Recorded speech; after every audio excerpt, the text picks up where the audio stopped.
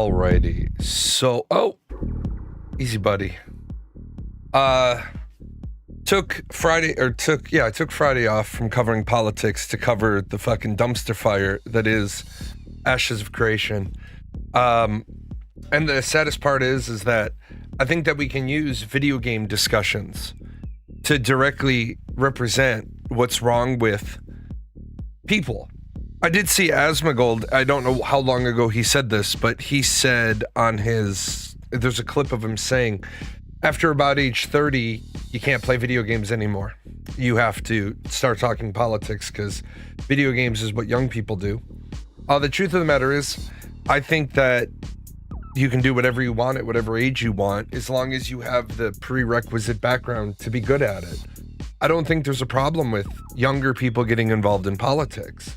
But the problem is so many young people get involved with politics with idealism, and they get caught up in the way they think it should work versus the way it does work.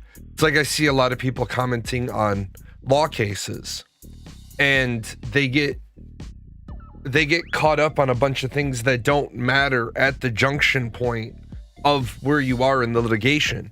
And again, I don't understand all of it. I understand the basics. People are like, well, this shouldn't happen because of the character of the person. And when we get into the case, but we're not in the case. We're in the beginning part of the case. A lot of that comes from watching all the fans of Ashes of Creation, watching this process and marveling at the things they say and how things are going to work out. It's like, guys, you don't understand you don't understand the legal system. You don't understand how it actually plays out, how it actually works out. We're not talking about the matter. We're talking about if we can talk about the matter. We're talking about where should we be talking about the matter. We're not actually resolving. Now, it was pretty funny to listen to Jason Karamanis on Friday evening with Ashes of Creation, and he started making these pretty nice allegations. But what he doesn't realize is he wants to put Steven Sharif on the cross with the hammer and the nails. And to be honest, I would too if I lost 13 million. Although listening to Jason talk, Jason isn't very smart, because reading his lawsuit on Friday, which we did, like, dude, you were down 2 million. Then you were down 4 million. Then suddenly you're down 9 million. Then you're down 12 million. You took equity in place of loans, but you don't even know what you're owed. You're like, we're suing for an undisclosed amount, but we know our losses are 12 million. Then on the show, he's like, oh, well, I'm owed like 20 or 30 million. No, you're not. Not if you took equity. But it's just funny to listen to some people. They're like trying to defend their character. And he's like, oh, I've sued about 120 people and I've only lost 3 times. And you think that's gonna make you appear like a good person? Like, you make a habit. And it was even funny. He said, I'm not litigious, but I've sued 120 people. Dude, that's fucking crazy. That's a lot of people. But it also boils down to, how can you expect people, the common person, to understand anything about politics or the legal system, the justice system, immigration, when our president is completely fucking clueless about the things he says? First of all, if you didn't see this, I'm gonna start with this one. Over the weekend, I can no longer trust Fox News. Now, it's not about trusting Fox News because their spin is one way, or it's not about not trusting Fox News because their spin is another way. Fox and Friends weekend replaced footage of Trump attending yesterday's Dover Air Force Base dignified transfer with a clip from December 17th. They didn't want their Trump-supporting audience to see Donald Trump disrespecting falling soldiers wearing that baseball cap. Now, here's what my problem is. The news is supposed to report what happens. But what also is a big concern of mine, who the hell has the president surrounded himself with that there's nobody next to him to be like, sir, your hat, sir, your cover?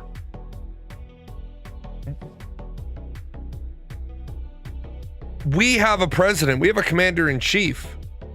Fox News is widely recognized cable news channel, but it's not officially accredited as a news station. Well, let me stop you. Nobody officially accredits you as a news station. So TWO, tell me who accredited CNN?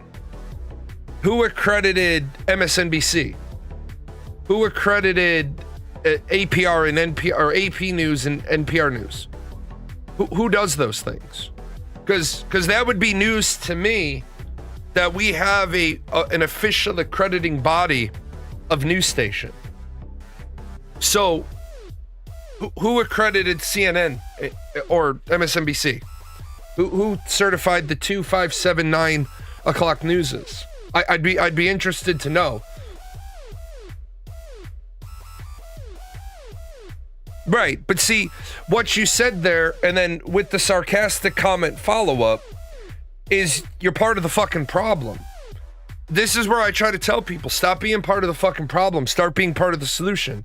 If you're repeating something that you know is bullshit, then you must like the taste of bullshit in your mouth. Espresso and a 5-month-old lap smiley. Oh, you got a 5-month-old. The only versions of those I have now are grandchildren, and they're nice because I give them sugar and I give them back. The problem we have, though, is I can't trust Fox News because Fox News is generating the news. They're manufacturing the news. Look, I think there's a lot to talk about the fact that J.D. Vance doesn't turn around and say to the president, get your damn cover off. That the military members that are near the president aren't like, sir, your cover. Now, why did the military members continue to wear their covers? Because the military members salute. The commander-in-chief, it's down here. It's kind of opinionated. The commander-in-chief is a civilian who is authorized to salute. Veterans are authorized to salute, even in civilian gear. Military members keep their cover on when they're outdoors, even during military transfer, during anything they're outdoors for. They remain undercover. But I can't trust Fox News because they're making shit up. But here's the first part of today that shocks me about Donald Trump. Donald Trump says he won't sign bills until Congress overhauls voting. President Donald Trump threatened to withhold his signature on all bills until Congress passes stricter federal voting requirements, a move that escalates his efforts to change election rules ahead of the midterms. Let's talk about the voting rule first. So, to vote, should you need to show ID.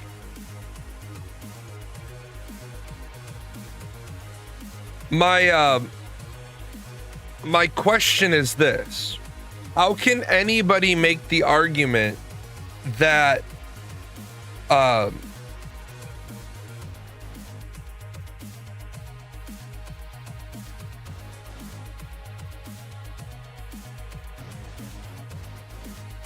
you don't need to show an ID? Am I familiar with Derek Johnson? I mean, the Back to Basics video from the Derek Johnson company that I saw, I don't think highly of this particular individual because I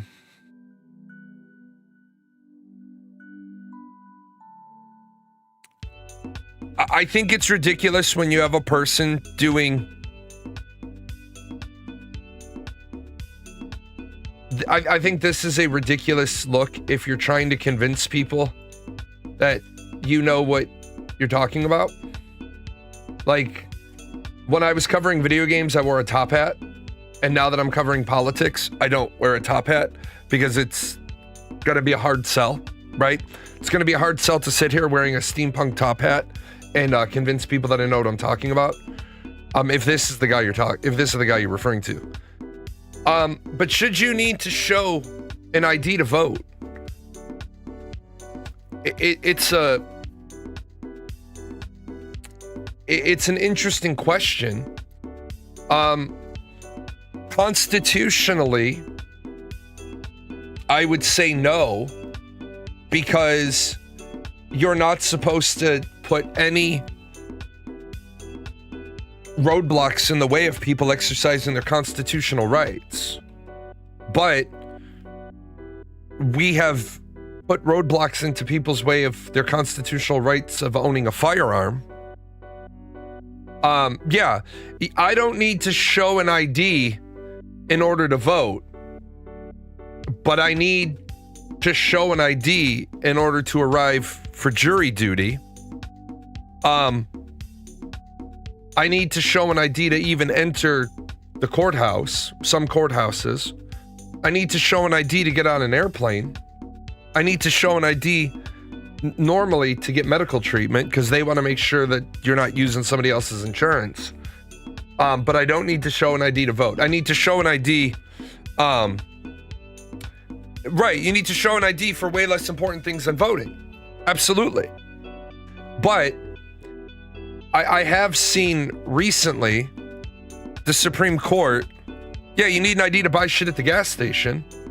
Seen the Supreme Court talking about how a firearm owner identification card may be illegal because it's an obstacle to you exercising one of your constitutional rights. I think to make the case that you need to change the system, you need to prove there's a problem with the current system. How much fraud do you have in your system, and is the juice worth the squeeze? If you only say have 1,000 fraudulent ballots in election, does that necessarily require an overhaul or just enforcement a penalty when discovered? That's a really important aspect. Our elections, are elections causing or a fraud causing elections to swing the wrong way? And I would say no. I don't think we have rampant, widespread election fraud that's changing the outcome of elections. I think that we have a broken system. I think we have, let me back that up. I don't think we have voter fraud that's impacting national elections. Is there maybe some voter fraud at lower level elections, local, municipal, county?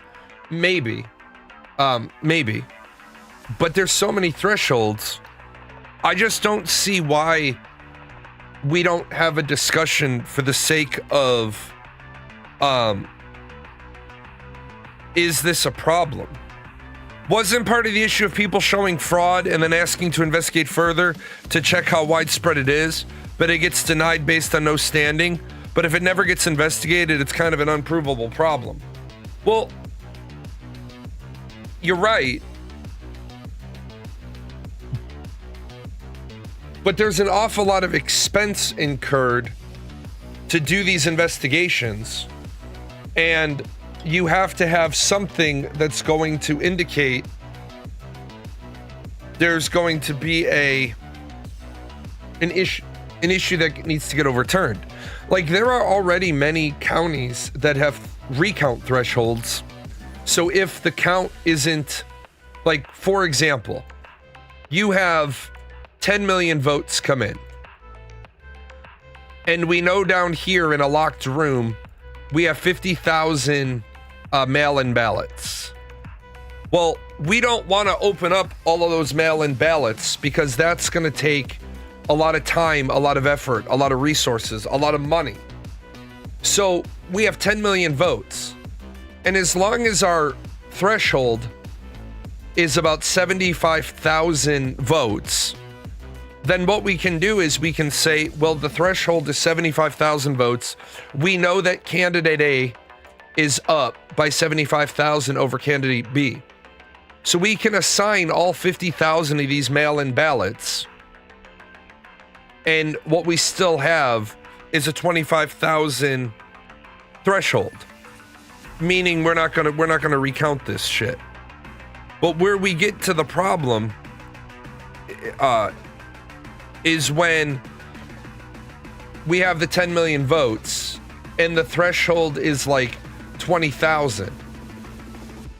And now this 50,000 has to be opened because 50,000 represents more than the count. So what they do is they say, well, which is going to be cheaper? Is it going to be cheaper to recount the 10 million or count the 50,000? Knowing that if we count the 50,000, somebody's going to call for the 10 million to be recounted anyway. I think Donald Trump brings up a valid talking point inside of his stance, and that is our election systems are broken.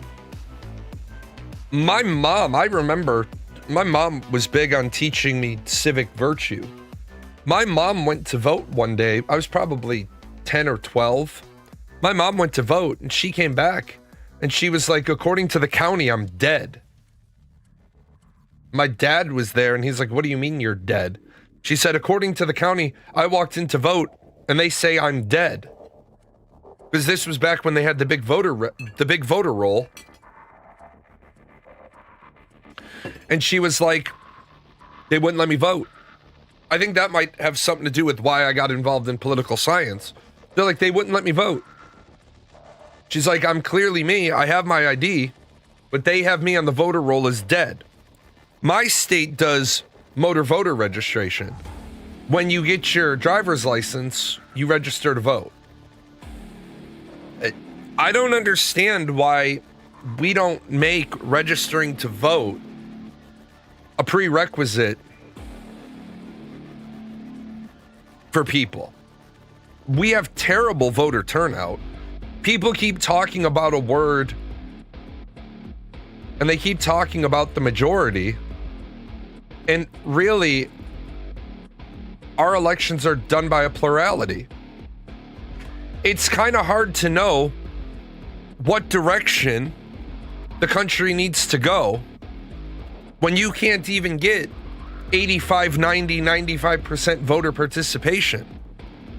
But that should also clue the powers that be in that we're counting an awful lot of adults in this country in the census that aren't eligible to vote. And I think what Donald Trump, again, I don't like Donald Trump. I'm not a Trumpster.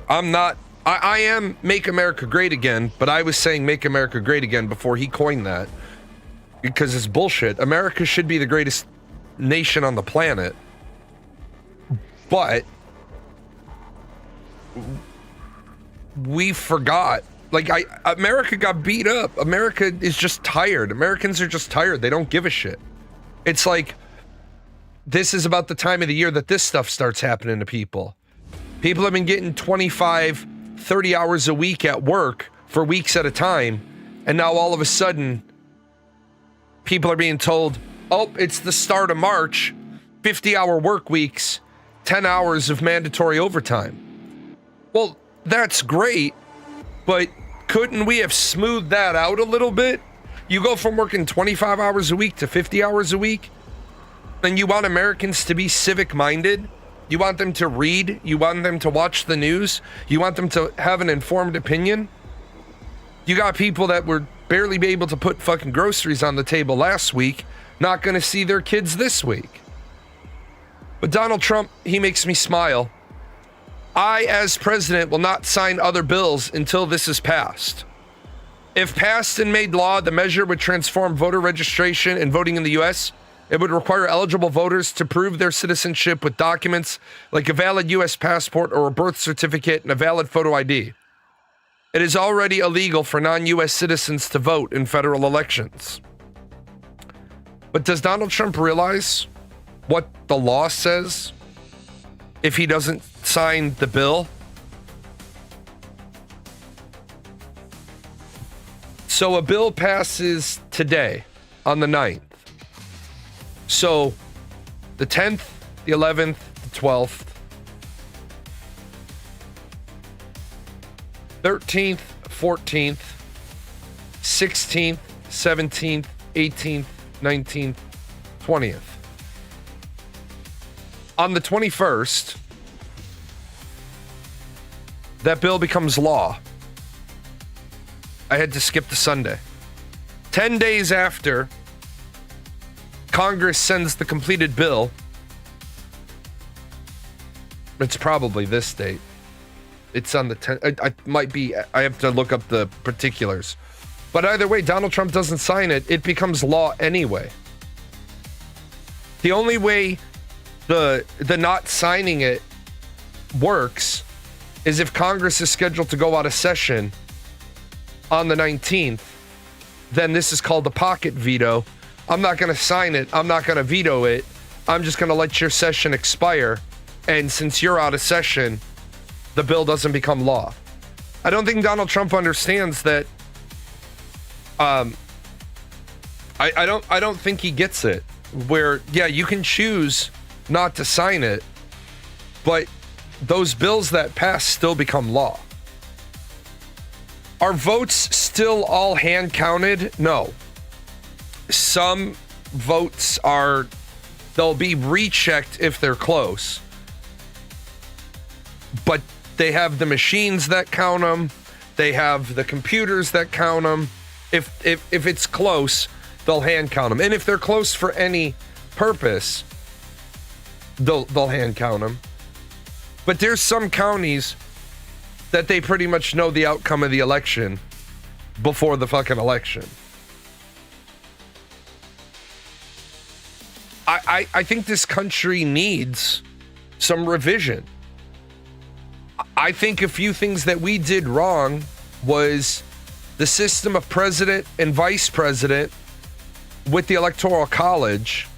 The person who gets the most votes becomes the president. The person with the second most votes becomes the vice president. This was all designed as one package deal. And then we started running vice presidents with the president. Well, that was a fundamental change. The fact that the people were supposed to elect the state legislature, and the state legislature was supposed to pick the senators. And then what we decided to do was take this piece out and let the people directly vote for the senators. The Senate was never designed to look after the people. The Senate was designed to look after the states, which is why the House of Representatives is 435 people with representation in the House based on population, and the Senate is based on 2 votes per state equality. If it's about the states, why are the people picking their senator? Remember, back in the day,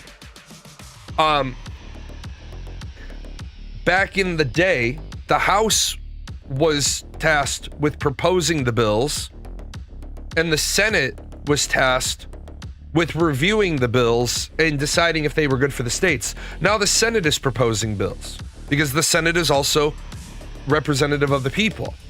Why not just require a thumbprint? Because it's completely irrelevant if you don't have a database to real-time check people's fingerprints. Remember, you need number one, their thumbprint on record. And number two, you need a means to quickly scan the thumbprint to validate them. When you put your thumbprint on a large check at the bank, that's there so they have a record of your thumbprint. They're not checking your thumbprint against anything. They're getting a copy of your thumbprint on the check in case the check turns out to be fraudulent. It's also an easy way for them to litmus test the validity of the check.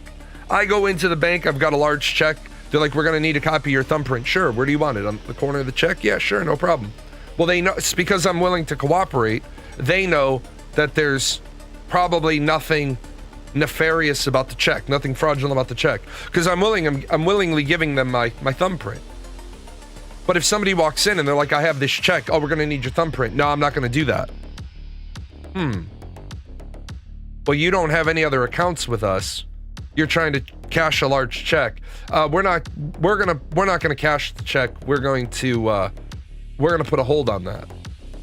But then you start screaming. Well, that's not anticipated behavior, so. But no, putting a thumbprint on it, we have people that show up to vote at the wrong places. So it wouldn't even work anyway. How expensive do you want it to be to vote? I want everybody to have to vote. I think election day in America should be a down day. I think schools should be closed. I think employers should be required to run on half hours, and so that people could vote. But unfortunately, some people don't make enough money every week. They would never choose to go vote. They'll choose to go work. I'd be okay with voter ID if ID was given out free and easy by the states. Here's my trick to that. I agree with you. I think that your passport should be free at age 18 or 16. I would like to go from the bullshit system we have now to at age 16, you're issued your passport. And then instead of having 50 states and having 50 DMVs, I would like you to get your passport at 16. You get your vertical passport at 16. You get your horizontal passport at 21. That should be free. We should give it to you for free. When you get your driver's license, all you do is you put your passport into the computer and they load your driving privileges onto it. That's it. Common access card. Have a database. That way, lots of organizations could put stuff on it. Imagine being able to carry your medical records with you everywhere you go, so that you're not there constantly fighting with, like, where I'm at, we have what's known as MyChart.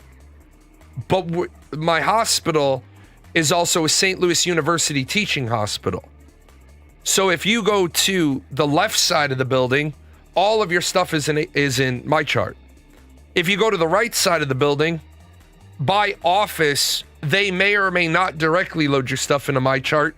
You might have to go through SleuCare and link your SleuCare to your MyChart.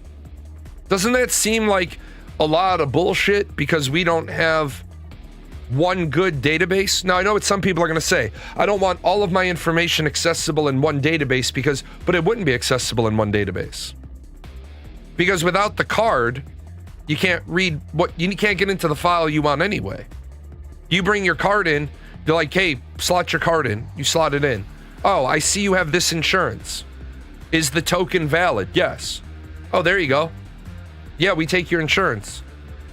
Would you please put in your 8-digit PIN number so that I can pull your medical records from the system, because your key now allows that transfer to happen. You get pulled over by the cops. Cops are like, license and registration. I don't have my license. I'm gonna give you my name. Nope. Step out of the vehicle. Because when they put your license in, no warrants. They don't have to run you through 18 systems. No warrants. Because when they look you up, oh, look at that ID number. No more mistaken identities. Honestly, I'm at a point where I need to lock in to make fuck you money, so I no longer have to worry about the government's decisions and could just leave if things get too bad. You know what? This is what I say to people all the time. The reason I can have the opinions I have, The reason why I can live the life I live, the reason why I'm not out, like, would I love to make Asmongold level money on Twitch? Absolutely I would. Why? Because I would be buying people houses. I would be saving people. Like, it'd be like the 3 families that I'm supporting, each of them trying to get them, like, the VA benefits they deserve, trying to get this fucking douchebag dad to pay for his kids. I would love to have fuck you money of, like, this level, so I could just be like, you know what? I'm tired of that piece of shit husband of yours. Here's a house, live in it, pay me what you can in rent after the groceries are put on the table. I'd love to have 123 Main Street LLC for this abused mom and the 4 abused kids. And if she puts $50 on the mortgage this month, great, awesome. If she puts nothing, great, awesome. Just have to have it set up so that she's working on, you know, renting to buy so she could eventually have it. The only reason that way is because you can't just give somebody a house, because then you fuck them on the taxes. You gotta walk through its steps. But I have money where I could stop doing this tomorrow. I could never stream again. I don't make any money on this. I personally don't. Now, the record label does. The record label finally got the Christmas money. I'm waiting on 1 tax form. Then I'll do my taxes and I'll do this year's music buy. I should be able to buy 3 or 4 professional albums. I'm doing a couple of AI generated albums. Shit, one of the AI generated albums generates more money than some of the professional stuff. But yeah, having fuck you money, I don't think a lot of working class people realize this. Your paycheck is your wealth. People talk about, oh, well, if I had money to invest, if I had money to do this, I had money to do this. Fucking investing in the stock market is great. Last week, one of my accounts was at this. This week, with the oil prices the way they are, that same account opened today at that. Did I lose $9,000 in one account? No, didn't lose shit. I just have 9,000 less I can access if I need it today. Now, as the war goes on, great. But owning your house, right? Owning your house, having 10% of the value of your house in a money market account, right? Your house is $300,000. Having $30,000 in a bank account, money market account, now your house is taken care of. You figure out what your property tax is. Oh, my property tax is $4,000 a year. Okay, we'll get $40,000. That's 10 years of your property taxes. Invest that so that it's making you money. But why would I want to do? So you're not worried about it. Then you go to your job and you're like, I don't give a fuck about this job. If the boss yells at me, I'll just find another job. I'm looking for grocery money. I'm looking for car insurance money. I'm looking for gas money. I'm not looking for house money. The house is paid for. The 10% oh shit fund is already there. 10 years of property taxes there. So I don't give a fuck. I don't have to maintain this bullshit job I hate. I can get a job a little less than that with no stress. Just buy some land and a bunch of boxables. Unfortunately, Rail, that the big problem with that is so much land is classified as R1, residential 1. You can only have 1 residential building on it. So our government fucks people from trying to help people. This society is basically being set up like a 1984 battle royale in the Hunger Games. Like, they make it almost impossible to help anybody. Let's see. We got some news coming out of Iran. Video appears to show a U.S. cruise missile striking Iranian school compound. A new video released by Iranian state media shows what appears to be a U.S. cruise missile striking the compound where 175 students and staff were killed a little over a week ago. Now, keep in mind, this is NPR News.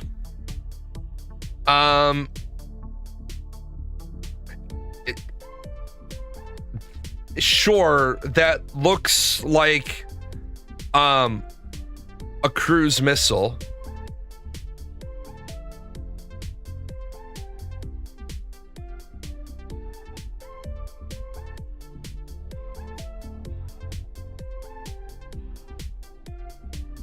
It looks like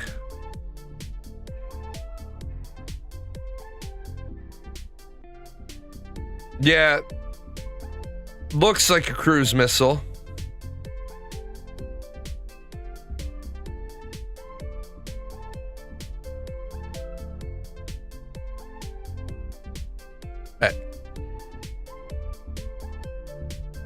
Well, right. The smoke that you see in the background is the school.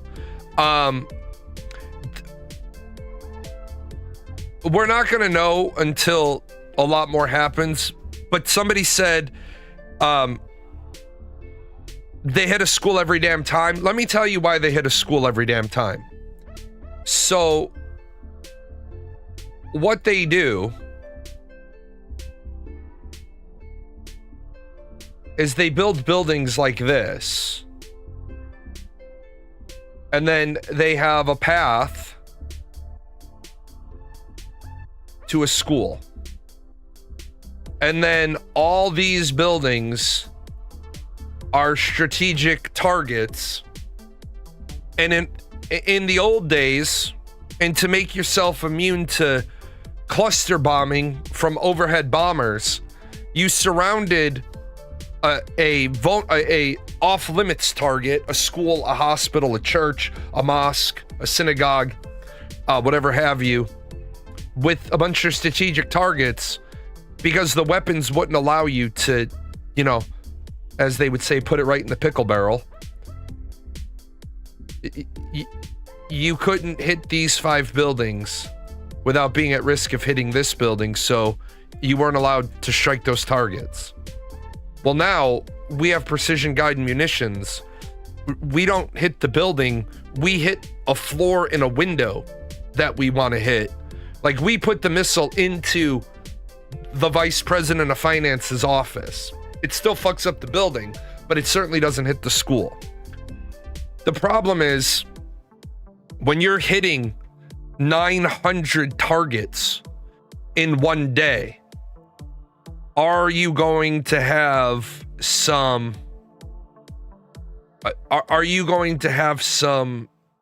misfires? Of course you are. Because, right? If you have a 99% accuracy rate and you hit 900 targets, that means you hit 9 things you didn't want to hit. Or you didn't hit 9 things you did want to hit. Maybe you hit nothing.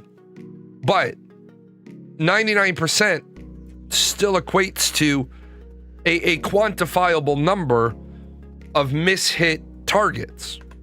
They also double tapped the school, I thought. I don't know for certain because, again, number one, can we trust, like, as you've said, somebody has reported that this is the school. Now somebody's reporting this is the school. Yeah, we hit that school with the Tomahawk. I doubt it. At the end of the day, I really doubt it. Israel would have been more likely to have hit the school. There is no reason, there's no strategic reason for the US to deliberately hit a school. It buys us so much bad press. Earlier satellite images show that the school and nearby buildings were once part of a joined compound, but the school was separated. A nearby clinic was walled off. It believes it's possible American military planners had not updated their target sets. And that also becomes a problem. I'm not saying in this particular conflict, but there's been a lot of times in history, people have painted buildings with a red cross on the roof, and then they've misused the Red Cross, the Red Crescent designator to hide military objectives. Like, for example, if you're not aware of this, I used to have, as enlisted, I had to wear a Red Cross armband because I was a 4 Alpha. I was medical. I cannot, and I know this bothers people, but there's a group of Americans over there, and I'm over here with a patient. And I see a terrorist asshole lined up. They can't see. They're about to come around this wall, and I know he's scoped in. I cannot fire at him. If I am wearing a red armband, I cannot fire at the guy that I know is about to kill 4 Americans. I can yell, I can tell him not to go around the corner, I can do a lot of things, but I cannot shoot that guy because I'm wearing a red cross. Now, if this guy goes to shoot my patient, this guy goes to shoot me, I can fuck him up. But I cannot shoot offensively. I can only shoot to defend myself and my patient. You cannot load a bunch of troops into an ambulance and drive the ambulance across the battlefield. If you do that, they can blow up the ambulance. If you do that too often, they can just start blowing up all of your ambulances. Now, as far as the truth will come out, they're investigating it. If they reconverted a building of a Republican Guard complex into a school, that's gonna suck because you shouldn't have done that. It falls under the, you're trying to make your target a non-targetable target by surrounding it with a clinic and a school. It sucks. It also sucks for the fact that we shouldn't be there at all right now. The president's rationale and reasoning for going to war is all bullshit because as 10 days of time have come out, we've already gotten the news that we only entered this war because Israel was going to anyway, with or without our help. So without our help, if Israel hadn't told us they were going to do it, a lot of our targets in the Middle East would have been softer targets. We repositioned interceptors. We repositioned defensive capability. I mean, sure, we repositioned a hell of a lot of offensive capability. That would have been part of their decentralized military concept, though, and more hospitals in different regions would have been used. No, not necessarily. Not necessarily. Remember, Iran doesn't care about a lot of the country. They simply don't. They simply don't have the means to care about all of it. We don't know what we don't know, but doing it even one time is problematic. Because it's not like you didn't know what you were doing. You turned one, like, at most US military bases,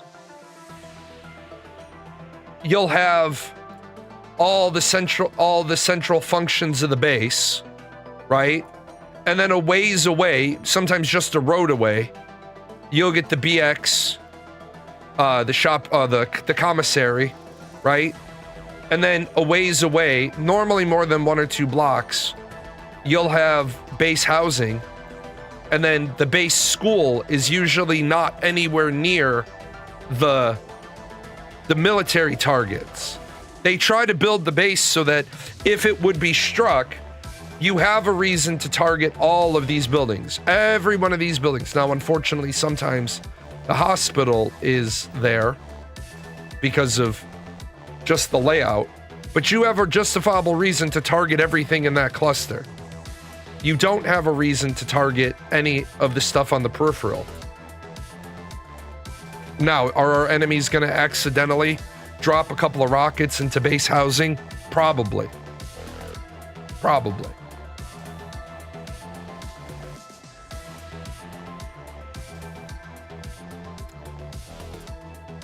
Crude oil rockets passed $100.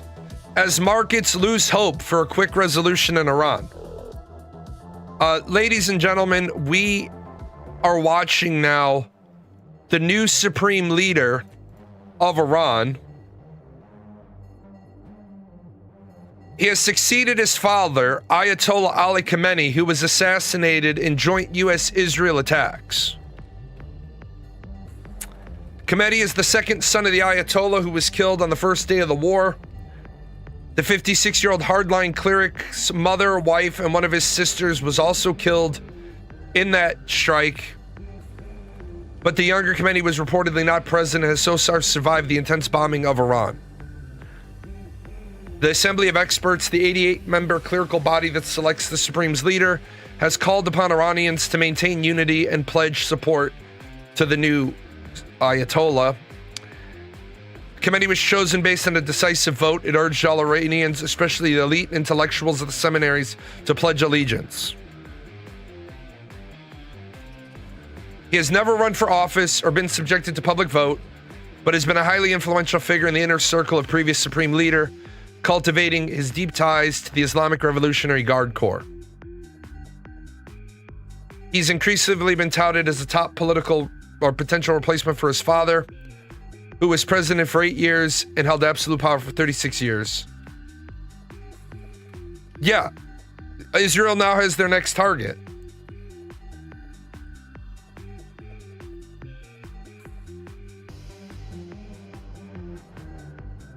The problem here is the U.S. and Israel.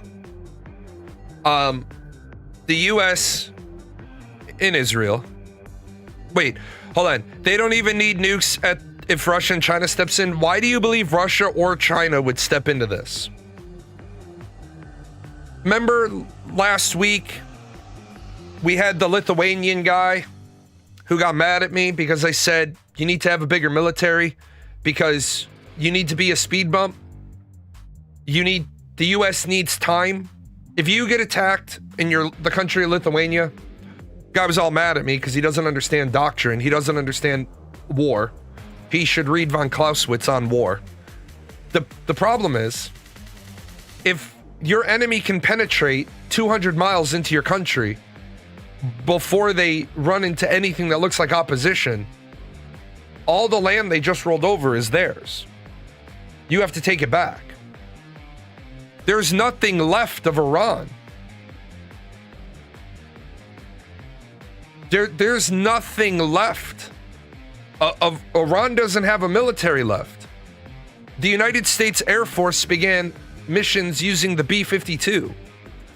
The B-52 does not fly in unless we have air supremacy. And air supremacy is defined as a 99% chance you have no anti-aircraft capability left. You have no functional airplanes, airfields, because you have air superiority, which is a lower level. Iran has no air force. It's gone. They have no anti-aircraft capability. It's gone. And you know that because the B-52 has been utilized in bombing missions. If Iran gave up air when they went underground with desert hidden silos, what desert hidden silos do they have? Silos are when you start talking about, thank you, intercontinental ballistic missiles. Iran has, I have.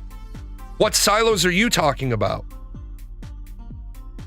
Iran is still using they put hidden, right. Those aren't silos. What do you mean the ones we can't bomb? What fucking bullshit are you talking about? We are bombing them. We are bombing the fuck out of them. We have reduced their missile capability from 500 launchers to now they have 150 or less. What do you mean hidden silos that we can't bomb? We can either penetrate. How's their hit rate going up right now then? It's not. What? Their hit rate isn't going up. The number of targets they are capable of hitting today is a fraction. They launched 1,000 projectiles in their first Counter-Strike. Iran launched 900 things at one time on day one. It actually is interceptor rates are not 95. What do you fuck? Dude, shut the fuck up.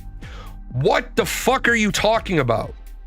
You literally don't know military doctrine because you're jumping around.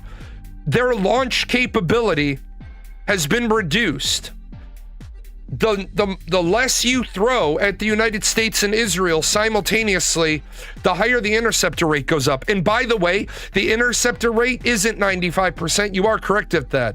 It is 99%. Iran threw 1,000 things out. What are you talking about? Where are you getting the idea that we are out of interceptors? Because you watched a TikTok that said we're out of interceptors? Do you know where the carrier strike group would be if it was out of interceptors? It would be out of weapons range. What the fuck are you talking about? We're out of interceptors. We have 6 whole carrier strike groups of ordnance not committed anywhere. What do you mean we're out of interceptors? The fleet doesn't go Winchester on interceptors. It moved back. It didn't move out of the theater. It didn't move out of range. It moved back. The Gerald Ford is still in its own weapons capability. No, it's not out of range, you dumb fuck. The Ford is still conducting bombing runs. When I say out of range, I mean out of theater. It leaves completely. The only reason why the Ford strike group would be moving out of theater is because there's a replacement carrier group on the way with a whole new fucking load of ordnance. So please, for the love of God, if you never served, do me a favor. You don't know military doctrine. The Navy doesn't allow its strike group to be vulnerable. All this Yeah, man, here's the thing. Ready? I think I am. I think I am right. I don't think you have one of those. I don't think you earned one of these. That is when you're a Pentagon officer. That means I served at the Pentagon. I kind of maybe fucking have a goddamn clue. Now, what you probably heard was Iran threw so much shit at us on the first day, we had to airlift in 4 C-17s worth of replacements.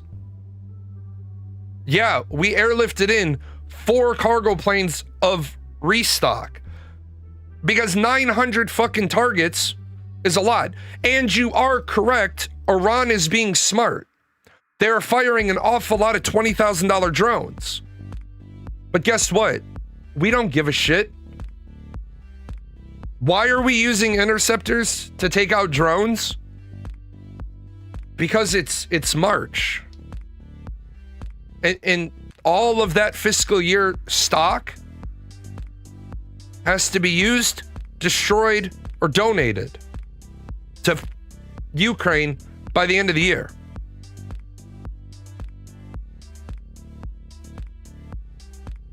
Weapons have an expiration date. Dr. Mo, DRMO, disposition of things. Well, obviously, ordnance can't go to the civilian world, so we can't get rid of it that way. So we either need to use it, which is fun for the boys and girls. They use up all the old ordnance. We donate it or sell it, or we pay to have it destroyed. It costs us money to destroy old ordnance. So right now, Iran is using up all of their offensive capability, and we're using up interceptors that are scheduled to go out of service on 30 September. But people got to stop making up bullshit. Now, Iran has bunkers in the mountains. Yes. Iran has built a lot of military complexes in the mountains because Donald Trump chose last year to use up about 65 to 70% of our deep penetrators on one target to try to take out that enrichment facility. Iran is mountain range after mountain range after mountain range after mountain range. Whole fucking country is different mountain ranges. Yes, they have bases inside of mountain ranges. But here's the thing. Let them have bases in mountain ranges. The US doesn't plan on going in on a ground assault. Why does Iran keep building all their enrichment facilities in the mountains? Because we won't stop blowing them up. Because we keep blowing up everything they build. Is there a rumor that Iran has longer range ballistic missiles? Well, I think the first thing to talk about, that's a good point. I think a lot of people underestimated Iran's ability to strike Cyprus, which I think was a wake-up call for a lot of people. A lot of people didn't realize where Iran could hit to. So,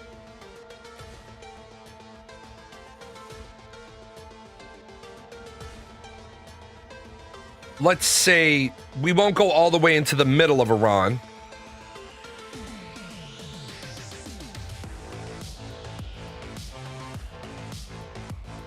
That's a fairly decent arc if they can hit Cyprus. You notice Turkey got hit. Not intentionally, but something flew over Turkey and Turkey intercepted it. I think people aren't... I don't think people were understanding.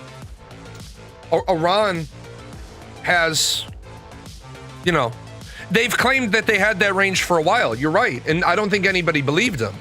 But where Iran's mistake came in was, this is where Iran fucked up.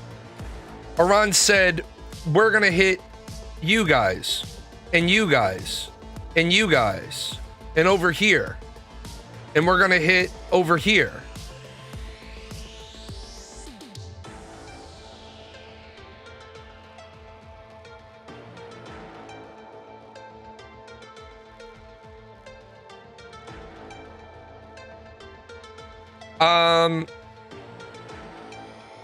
Let's see if I can get you.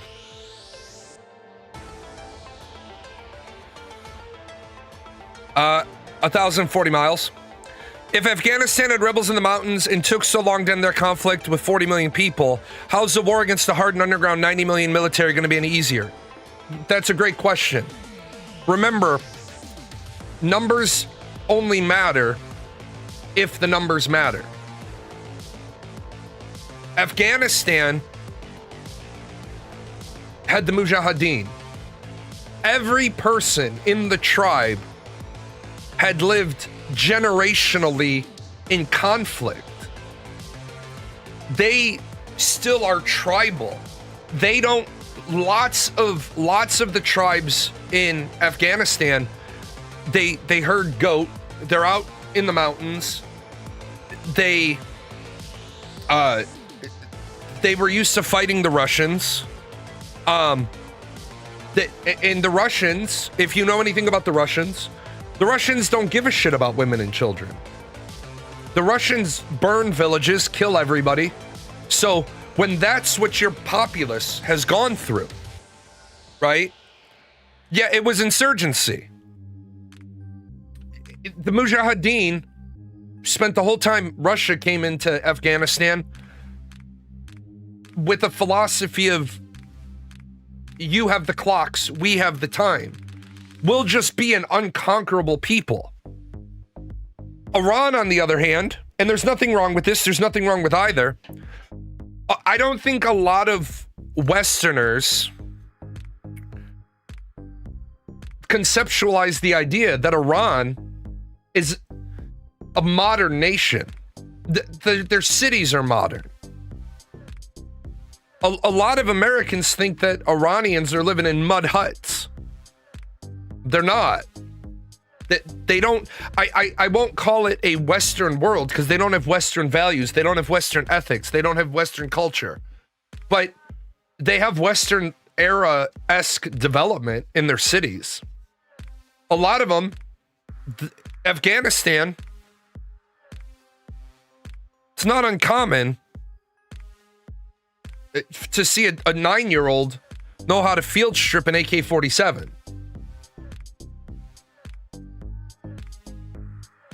I don't think every Iranian in the streets of Tehran can field strip an AK-47 because it's not part of their way of life. Yeah, 1,000 miles is 400 to 600 kilometers further than people were saying. Iran, and this is why Israel went to war with Iran. If you have ballistics that can hit Europe, you definitely can hit Israel. If you have the amount of saturation, remember the Iron Dome is designed to intercept bullshit rockets from Hezbollah, Hamas, longer range stuff from the Houthi rebels. Well, now we've moved into an era of drones. North Korea you can make the same argument for why North Korea being nuclear is a problem. If you're not familiar with how close the South Korean capital is to North Korea, here's the capital right there. That's 60 seconds flight time. A lot of people, and I don't blame people because you've been getting your knowledge about things from the movies. You're like, the North Koreans are activating their nuclear weapons T-60 until they're launch capable. T-60, that's less than 5 minutes. For North Korea, if they had a mobile launcher with a nuke on it, that's 5 fucking minutes, man. They put a mobile launcher right there to Seoul. That's 4 minutes prep, 60 seconds flight time. That's why you can't let North Korea have a fucking nuclear weapon. Because they'll probably fucking use it. But you hear Americans in the Western world talk about, oh, well, we have ICBM interceptors and we have a 99% intercept rate between stage 2A and 2B and a 75% in stage 3A. Yeah, that's great. What North Korea is going to fire at fucking South Korea doesn't have any of that. Doesn't have any of that bullshit. Iran doesn't have to fire an intercontinental ballistic missile at Israel because they ain't on the same fucking continent. And Iraq doesn't want Iran to have nuclear weapons because they don't want the fucking fallout. Look at this area. You nuke Israel. Jordan doesn't want to deal with that shit. Saudi Arabia doesn't want to deal with that shit. Iraq, Kuwait, because all that fucking nuclear fallout is going to go that way. And for people that says, I don't believe that, I want to remind you that based on air current, these little itty bitty tiny islands up here in Scotland were affected by Chernobyl. And Chernobyl's that way. Atmospheric radiation isn't something that all those countries around Israel want to fucking deal with.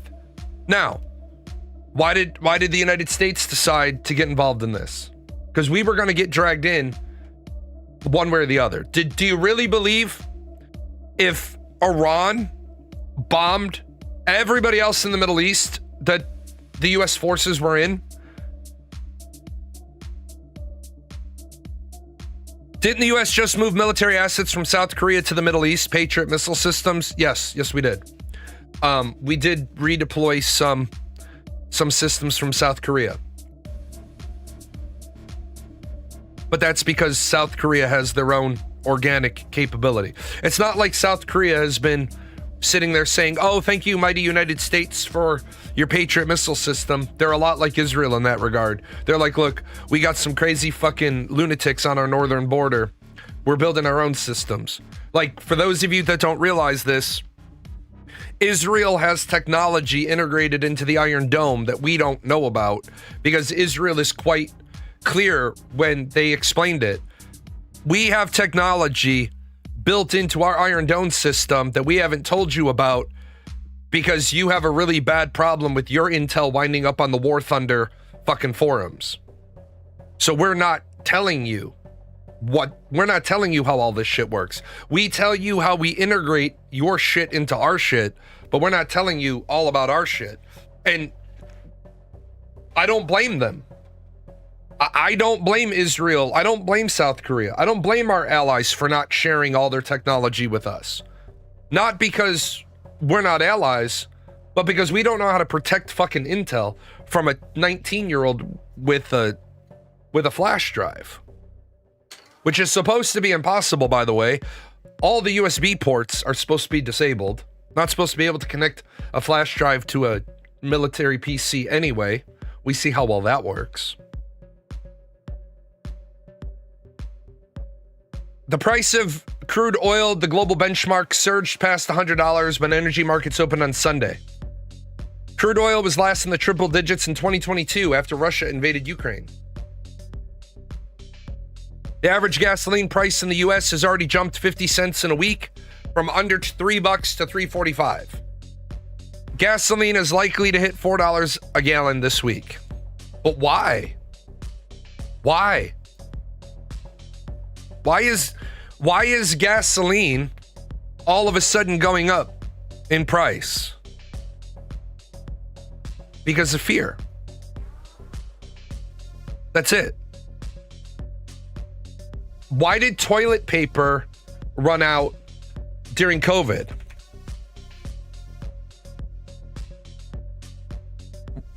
Toilet paper ran out during COVID because people were afraid.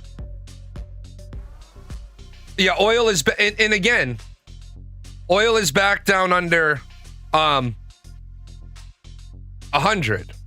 Why? Because this was all the weekend speculation. Profit taking. Boom. Look at that. Rich people made their money this weekend on speculation. Poor people bought in going the wrong direction. I wonder when China decides we're too busy to defend Taiwan. But we're not too busy to defend Taiwan. So, how would we be too busy?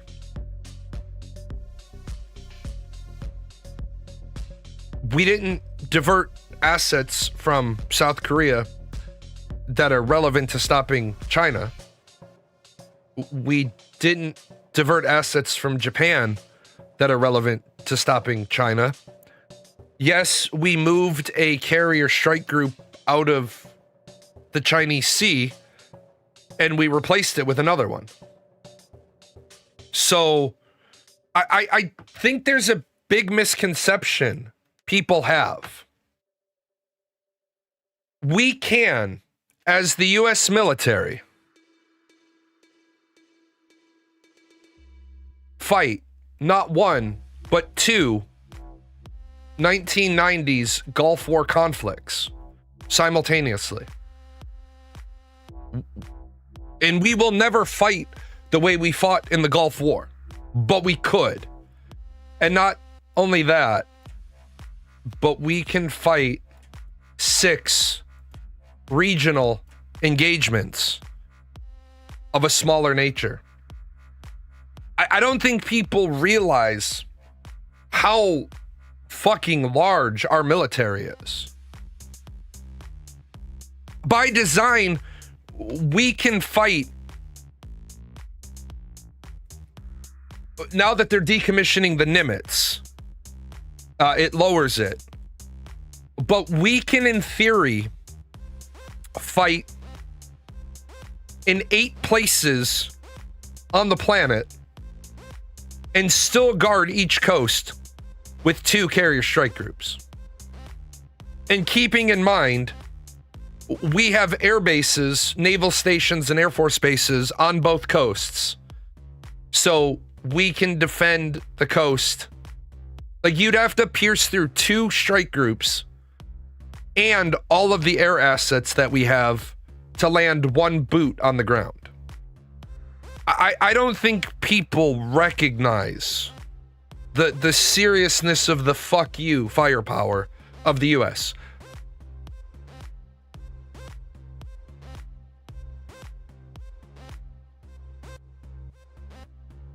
I think people need to recognize there is a reason we don't have free healthcare. There's a reason we don't have free education. Not to mention, we have, at any given point in time, hundreds of thousands of people subject to recall. Now, I don't understand the Navy completely, but the Navy can recall people. They're like, hey, we need more swinging dicks on boat. You're recalled to active service because that was in your contract. The longer this conflict drags on with Iran, the worse it looks for the US. No, it doesn't. How do you figure?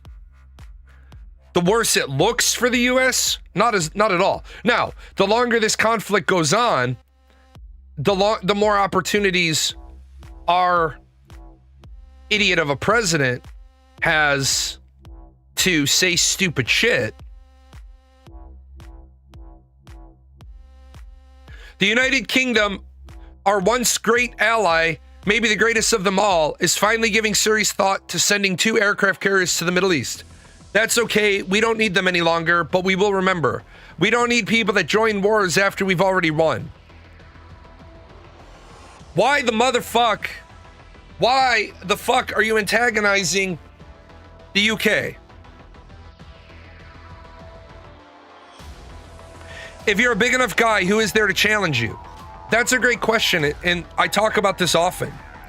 And this is what some people are now starting to realize about the United States. I think, unfortunately, let me grab the book.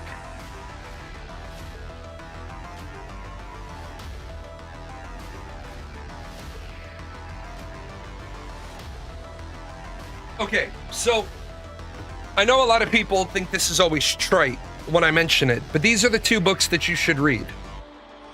Everybody's favorite classic, Sun Tzu, The Art of War. That book's not relevant. Bullshit. This book is absolutely still relevant. And the other is Karl von Clausewitz on War. It's big fucking manual of how to wage wars and all the mistakes learned in other wars.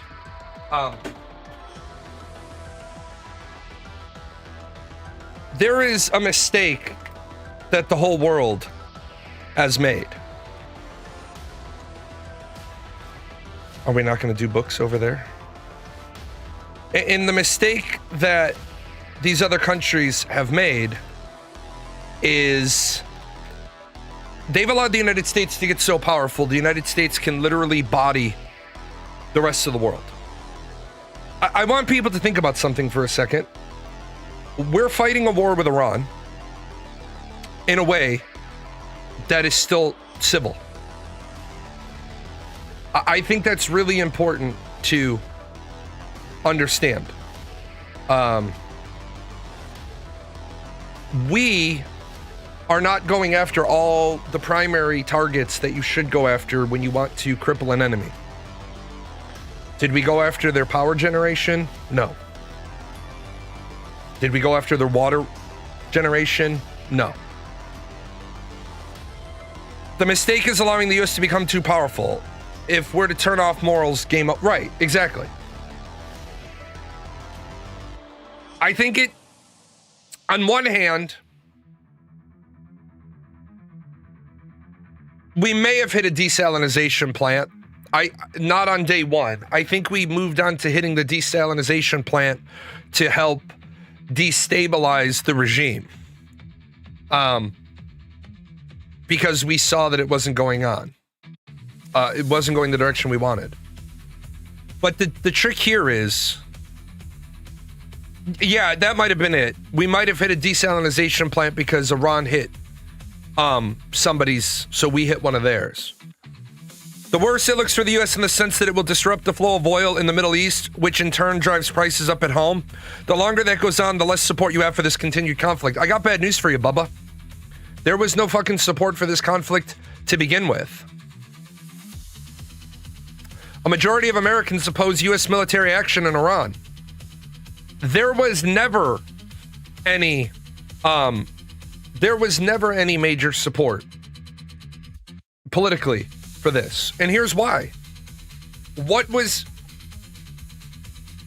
Iran doing to the United States? Now, somebody might say, oh, well, they're funding terrorists. Okay. But I think it's important to remember that the United States has the Monroe Doctrine. Nobody else will interfere in the Western Hemisphere. Well, Iran, do they as a sovereign nation not have the ability to say Europe and America won't interfere in the Middle East? And I think it's important, to remember we shouldn't really be calling Iran the Middle East. Iran is Persian. Really, we should have done this last, of the small amount of strikes we did on them, if we're going to do it. Well, the truth is, I don't know what the win state is. I don't know what winning looks like now. We killed their supreme leader, and now we got a hardliner whose father, wife, child were all killed. Yeah, this is what Donald Trump doesn't understand geopolitics. And because Donald Trump doesn't understand geopolitics, Donald Trump understands today for today, and he understands 3 years from now. But he doesn't understand the interval between what you do today and 3 years from now. If the U.S. wanted, we could take Greenland by force. The thing in the long run, it would not be profitable because of the unhappiness of people. Let's take this and let's just go one step further, right?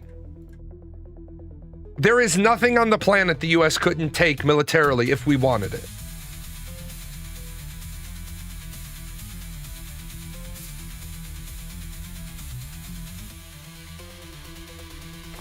Were we ever going to attack Iran? Well, yeah. What would have happened if we didn't do it this way? And this is what I don't like about getting down to the use of force. This is what I don't like about little brother running his mouth. Because little brother runs his mouth and then big brother's got to get it, got to get involved.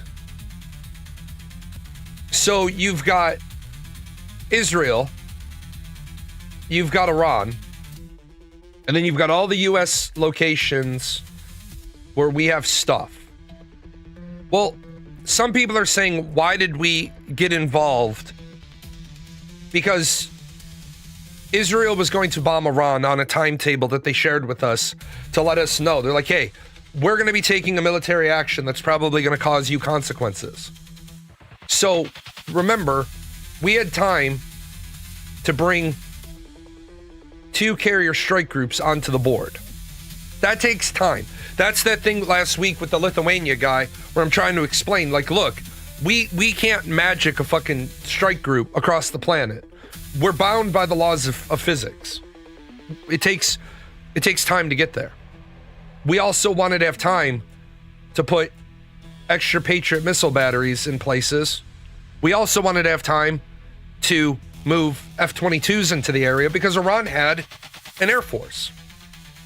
We wanted to make sure that we knew the timing and the coordination, because remember, it takes the B-2 bombers, what can I say, a significant amount of time to fly from home station to their target. Well, if Israel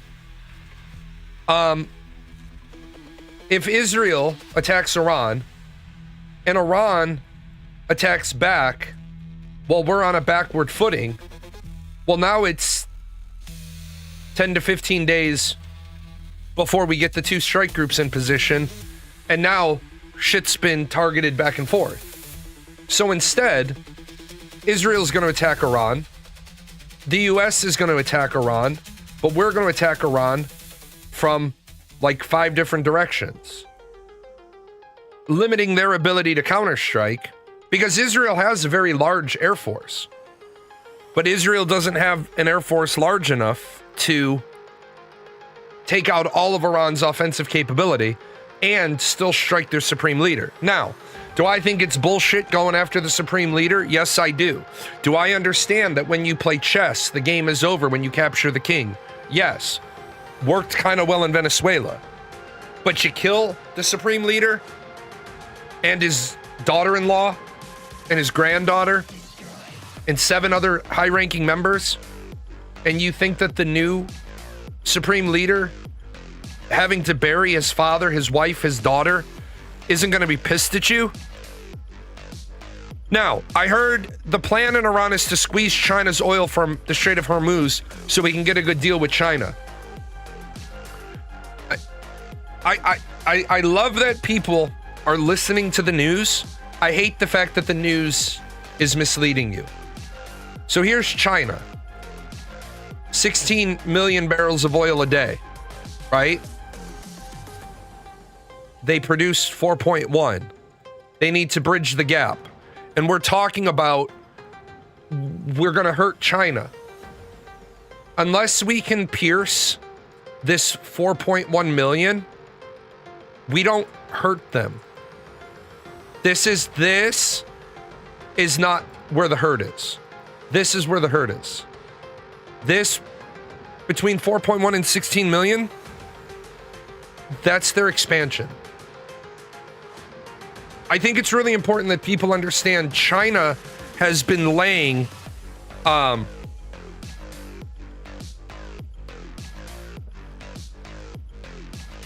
China has been laying more concrete every year than the US lays in a decade.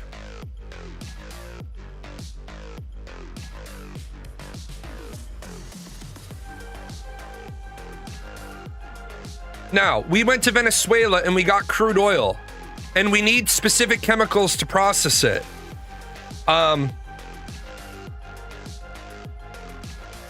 Okay.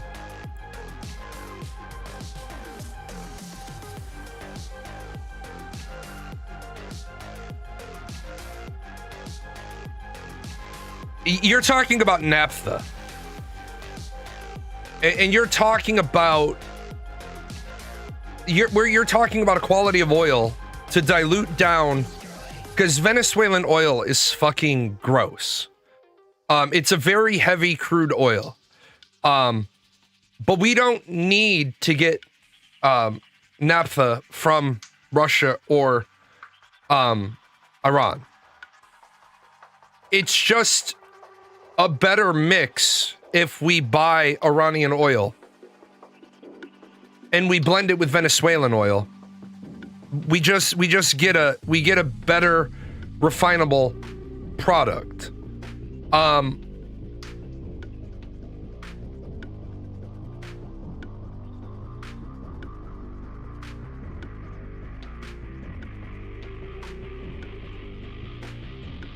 The trick is, and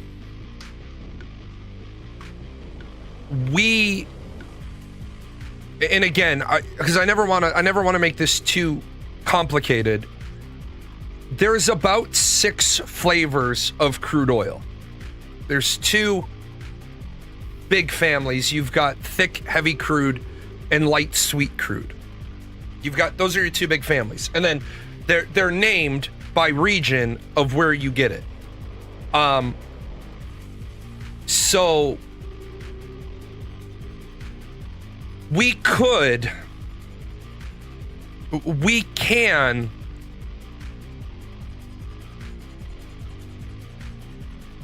produce the chemicals needed to refine Venezuelan oil. But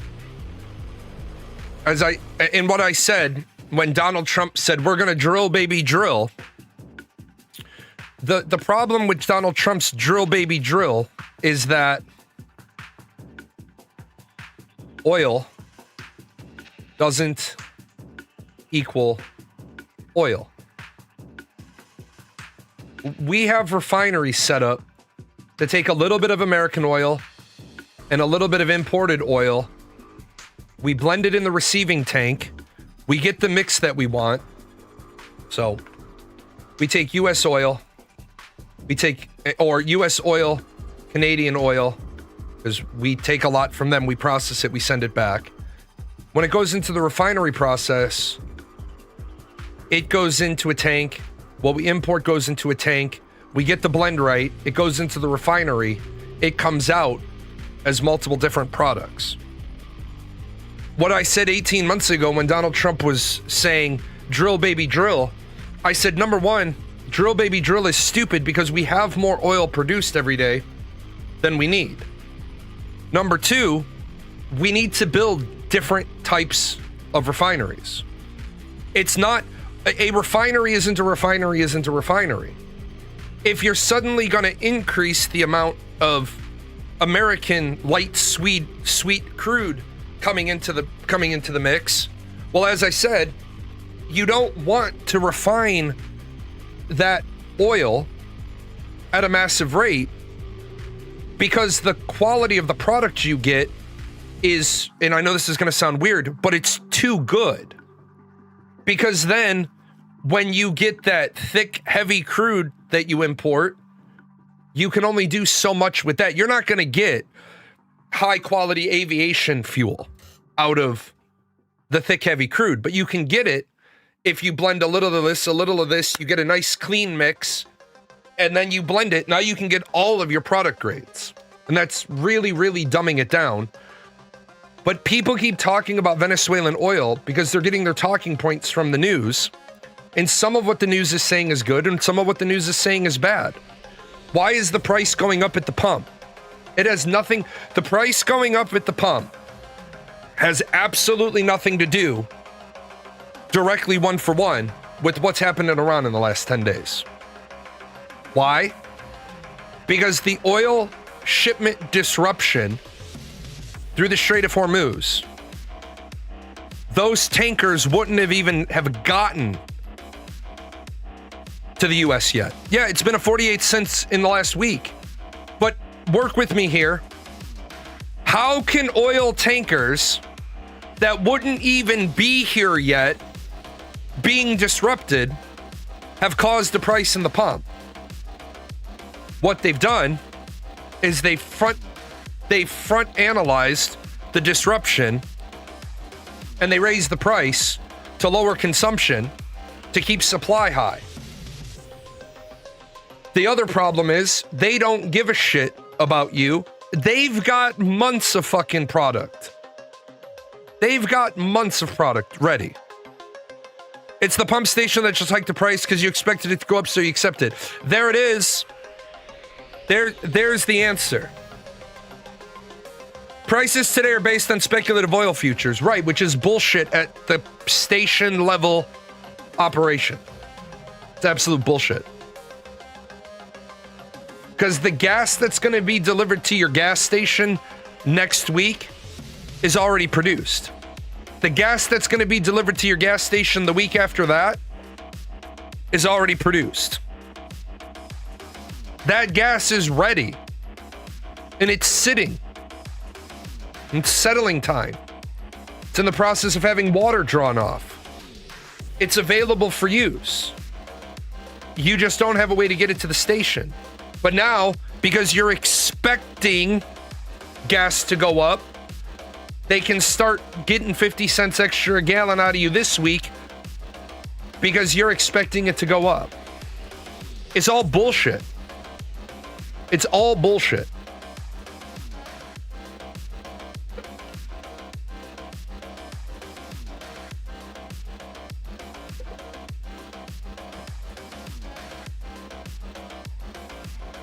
Now, is it going to start to hurt people in the long term? Yeah, because we're not just disrupting Iranian oil transfers now. When people are like, oh, well, Iran can't export oil. Well, we haven't been buying their oil anyway. We have sanctions on Iran. We can't buy their oil.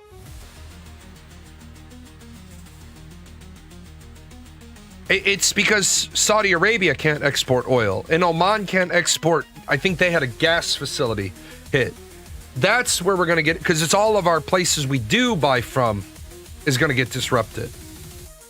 Now, could it be said that we took the leader of Venezuela in order to choke off China? Yeah, but again, why are we fucking with China? China literally threw down the gauntlet last year, and they were like, oh, aren't you cute? You're a 250-year-old nation. Oh, look at you. You're taking your first steps. We're a 5,000-year-old nation. We'll be here long after you. So what? You caused China to slow down expansion. China is ready to stop expansion at any point. But Donald Trump would have to know how to read the room. He'd have to know how to read, but he'd have to know how to read the room. China's not worried if they suddenly get their rapid expansion slowed down. That's why they've been rapidly expanding. They're in the middle of their good times. They're like, oh, there's all this available oil that nobody wants to buy. Yeah, China is diversifying elsewhere. People are like, oh, if we can reduce the Chinese access to oil, it'll slow down their industrial complex. China heard that in a report, and they were like, oh, really? So 3 years ago, China started massive green fucking energy resources. 21% of their consumer vehicles are now electric vehicles, which China does what I say. They've built massive solar and wind plants so that their green energy vehicles are charged with green energy. China's like, oh, you're going to try to strangle our access to petroleum-based products? Fine, then we'll reduce our need for petroleum-based products. So what? You cut China off from 1.5 million barrels of Iranian oil a day. Okay. China's like, slow down mixing concrete. Just slow down. We're not going to stop. Think about that. The best you can do is slow them down. Last year, Donald Trump said China's going to give us a better deal. 30% tariffs. China says 50. Trump says 100%. China says 125, bitch. We'll do this all day. Donald Trump was like, I can't make them. And they're like, you're right, you can't. Because we don't buy enough from you that we give a shit. What does China buy from the US? Oh, they can't buy high-grade steel? What does China do? Hey, retrofit one of our steel plants to make high-grade steel. We just won't ship out as much cheap. What does Donald Trump do? Pisses off Vietnam, Laos, Cambodia. Vietnam is taking advantage of this great trade deal with us. Vietnam can't buy anything American because they can't afford it, but they sell us our socks and our t-shirts. You want to talk about gasoline go up? Go to fucking Walmart or go to Target and look at the price of socks. Look at the price of plain cotton t-shirts. Look at the cost of boxers. And I'm not being funny. Go look at those things. Those things are up across the board because of the fucking tariffs. Americans pay the tariffs, not not the foreign country. America pays it. Some guy at work said Russian planes are better, but American ones have better radar.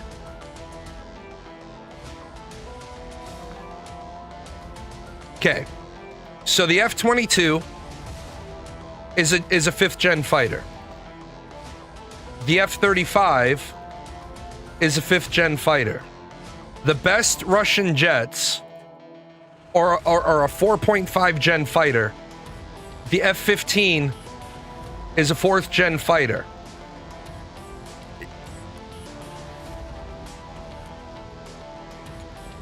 Russian jets excel in maneuverability. Yeah. That's why Russian jets can't dogfight with US jets. Yeah, China is the only country with a better jet. Yeah, they don't have a sixth-gen fighter. China doesn't have a sixth-gen fighter. Because nothing China has surpasses the F-22. Do you guys know? No, they don't. Doctor, you need to shut the fuck up and stop arguing with the person who literally served in the goddamn Air Force, who fucking knows military hardware. What the fuck do they have that's a sixth-gen fighter? They don't have a fucking stealth fighter. Them calling it sixth-gen is them saying this is the sixth in the production line. That doesn't make it on par with the sixth-gen fighter. Fuck's sake, man. The F-22 came about because we believed intel that said Russia and China are about to have fifth-gen fighters, and America was like, holy shit, they're about to have fifth-gen fighters? And we were classifying it the way we would classify a fifth-gen fighter. So here's what the fuck we did. When our intel said China and Russia were about to have fifth-gen fighters, we started the F-22 program, we started the F-35 program, and we started the sixth-gen fighter program. Sixth-gen includes AI wingmates that can intercept and recon. But China doesn't have that. So what the fuck are you talking about? Dude, you're talking about a country that can't. No, they don't. Shut the fuck up, you're a moron and you're embarrassing yourself. You're telling me, no, they don't, dumb fuck. No, they do not. No, the fuck they do not. No, they don't. They do not. How many more times can I say to you, no, here's what I'll do. Ready? I just won't have him anymore. I can't tolerate people that are fucking dumb.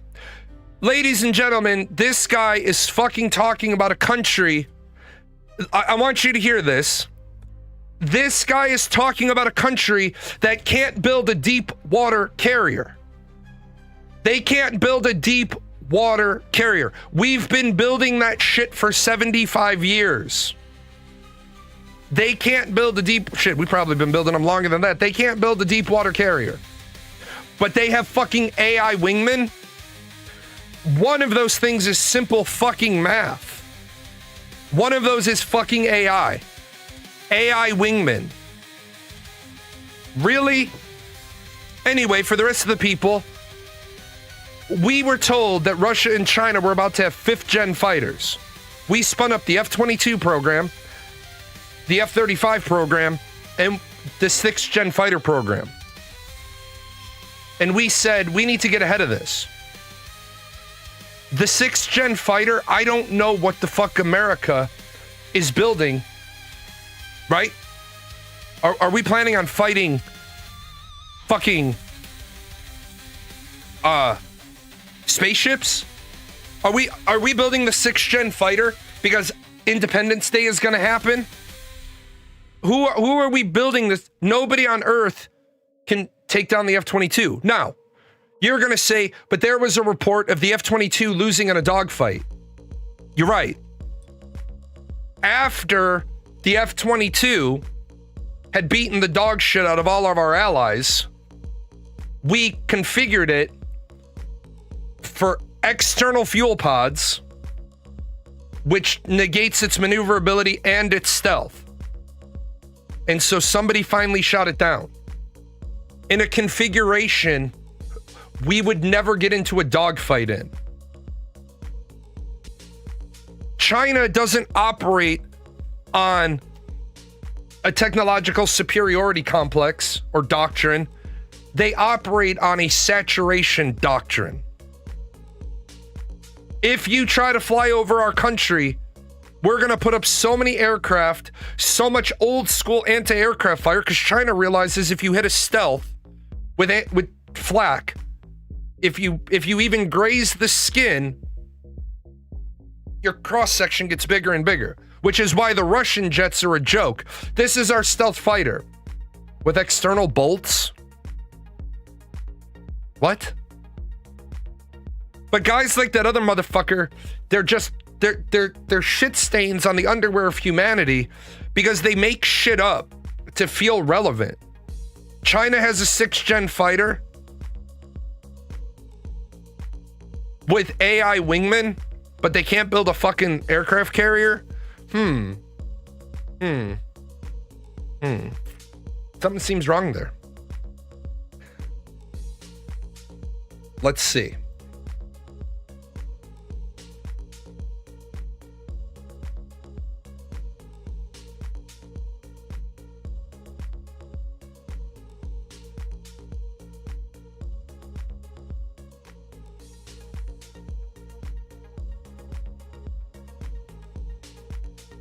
On December 26, 2024, an aircraft believed to be a J-36 spotted conducting test flights.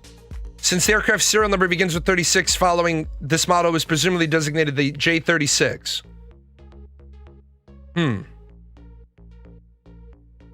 So, as part of 6th generation aircraft development program, the heavy stealth aircraft is envisioned for multiple mission sets. I have a question. When the fuck did China get stealth technology?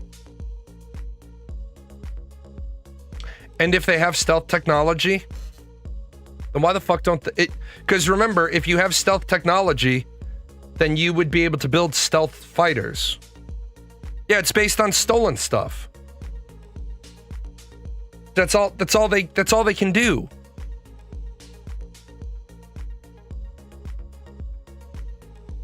Right, if they close their eyes, they can't see their planes. Ta-da, stealth. I'm telling you, man. There are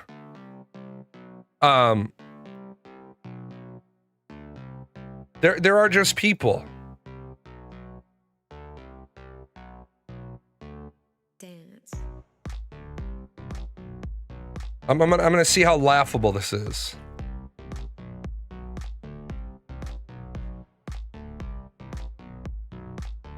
The thing is, the US is testing their shit all the time. Well, China, where do they test? China can claim they want what they want, but there would definitely be a difference between theory and practice. Right. The problem here is China says they're working on escort stealth craft. They're talking about the stealth drone, right? They're talking about it. You know why they're talking about it? Do you know why they're talking about it? It's because Boeing is talking about the MQ-28 Ghost Bat. Have you guys seen this?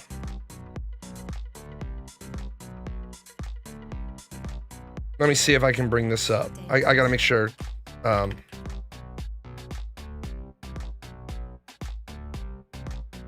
This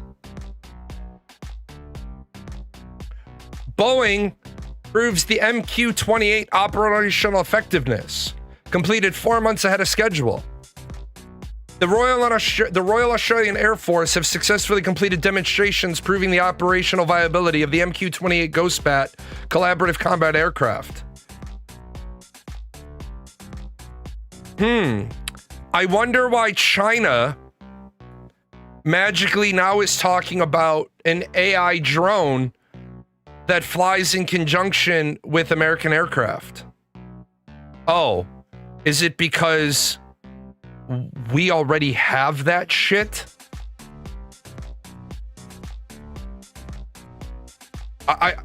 Of course, China is going to say we invented it. We already have it.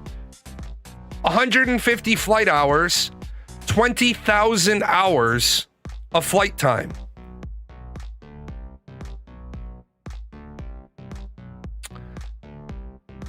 Did I hear about the park shooting in Hollywood? Woman in a white Tesla parked across the road from another woman's house and put 7 rounds into it while the other woman was home. She left the scene and was tracked by helicopter to a mall where she was apprehended in possession of an Armalite-style rifle of low caliber and 7 spent shells. Wow. Wow. Ladies and gentlemen, this is the world we live in. Because they haven't figured out a way to steal our documents on it yet. Right, exactly. Former U.S. Navy sailor Patrick Wee was arrested on espionage charges. He was indicted by a federal grand jury accused of selling national defense information to an intelligence officer working for the People's Republic of China. This is the number one problem with Intel is the human factor. You can't control, right? You cannot control the people. I mean, you can, but the more control you put on the people, the less productivity the people have.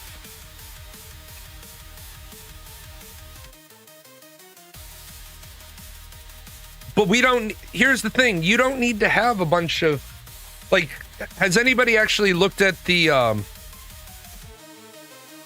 that plane looks like it's designed for a really large internal payload. I bet that shit is capable of deploying a nuclear weapon. I mean, I don't have the dimensions on it. But I mean, what the fuck do we care anymore? We don't build shit to carry nuclear weapons anymore because we have enough ways to deliver nuclear weapons. We don't need more. But the problem we have is there's so much propaganda right now. How many videos have I seen in the last 10 days of people using AI to generate the Abraham Lincoln on fire and sinking? There are Americans and Westerners who believe the US is losing. There are people who literally believe the US and Israel are losing in the war versus Iran. Hold on. There are people who are saying the US has lost thousands of troops.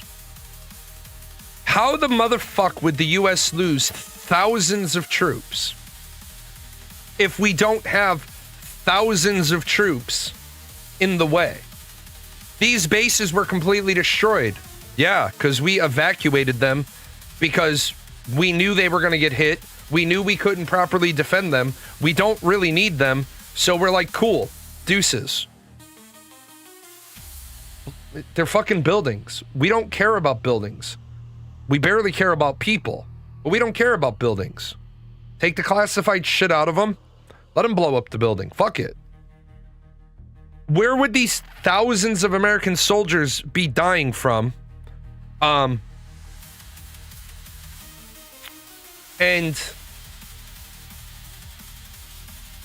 nobody know about it. I mean, shit, 7 are dead and we have the names of the 7 people. We just don't publicly release the names until the families have been notified. And that's when the chaplain and somebody from the base goes to the house with a folded flag and presents a flag to the family on behalf of a grateful nation.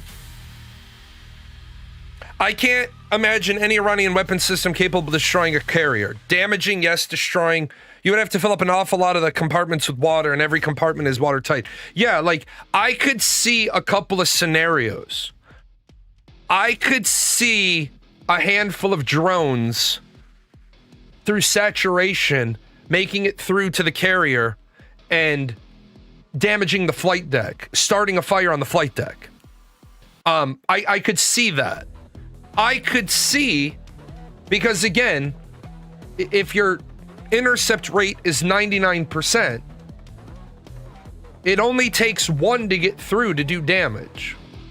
I mean, I could see a drone hitting an armed aircraft already on the flight deck,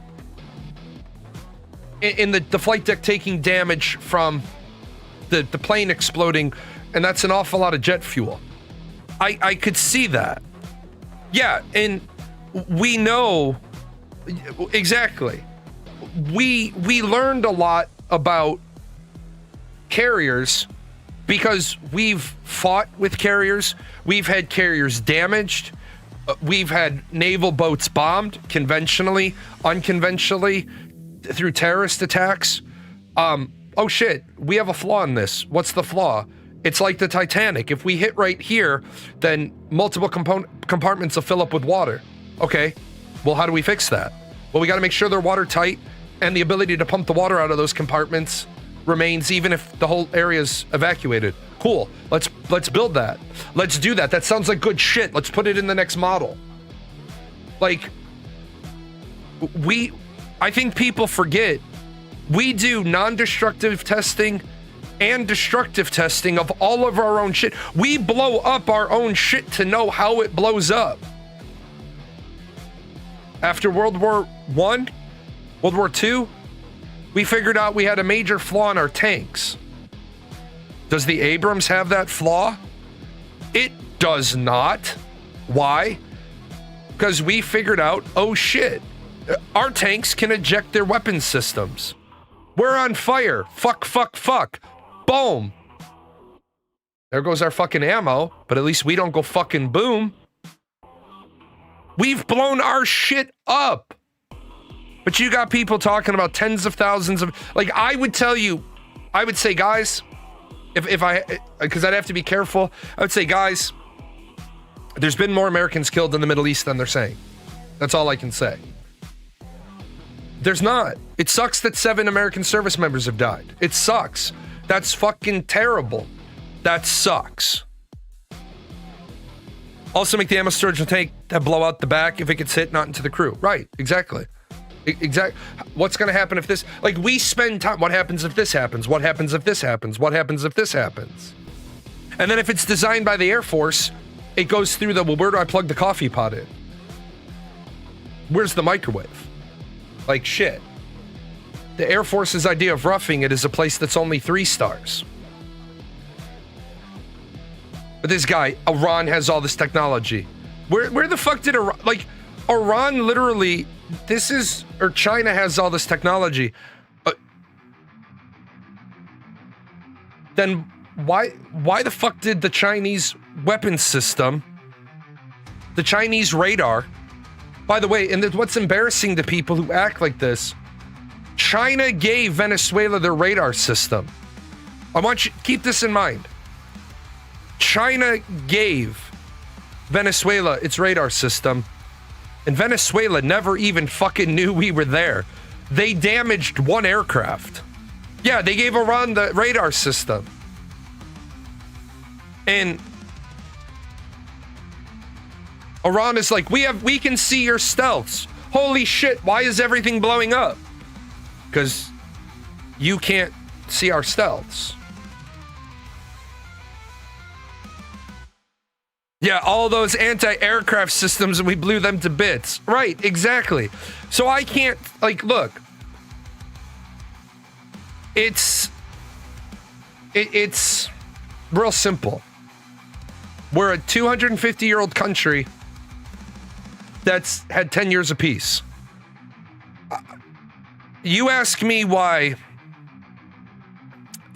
You ask me why we don't have healthcare, why we don't have education, why we have 16% of our children live in poverty, why people need food stamps, why gas is $4 at the pump, why people are still paying hundreds of dollars in utilities, why we don't have clean energy, why you still have to get to the airport 2 hours before the flight, why Southwest can't board an airplane, why people can't read, why people can't do math. To prop up the American military machine. If people haven't figured it out by now, there is a path to financial independence for you, and you missed the last 10-year window of peace. I told people What? 2017 when I started streaming, I said now is a good time to get into the military. Right now is a really good time to get into the military because you're going to have about 10 years of peace. We've had about 9 years of peace. Now is the shitty time to try to go in the military because now you're going to the time in the military where we're going to have about 10 years of war. Why? Because Boeing and Lockheed Martin and Halliburton, they were all looking at the government and be like, hey man, we're broke. You haven't been buying as much shit. You haven't been blowing shit up. I need you to buy missiles and bombs and rockets and bullets and beans and blankets.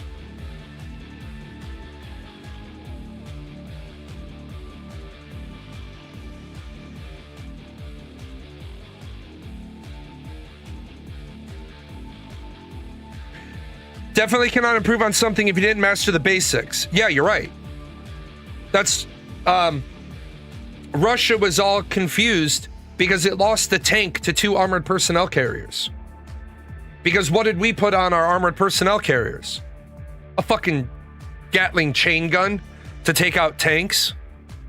Even when they could see us, we have F-15s running across SAM sites to figure out where they were, and the F-14s coming in after them and putting warheads on foreheads. Right, exactly. Right?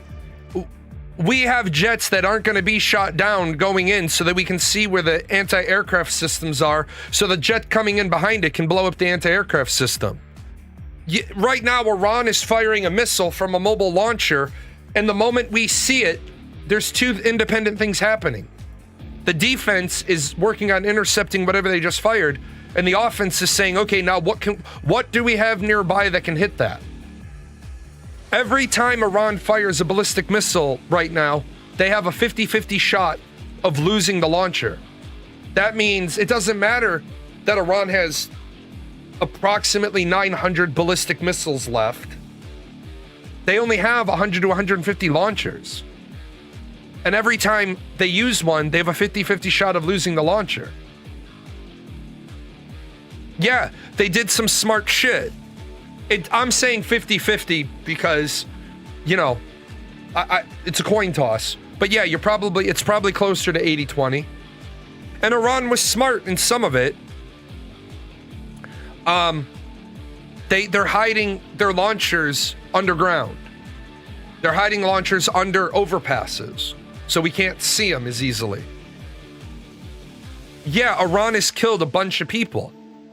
But they've killed a lot of people, but they've only killed 7 Americans. You think Oman is going to forgive them? The UAE, Saudi Arabia, Kuwait? Now, Kuwait is probably happy because there's been some damage that the U.S. wants to fix. Bahrain is happy. There's been some damage the U.S. wants to fix. So that means money.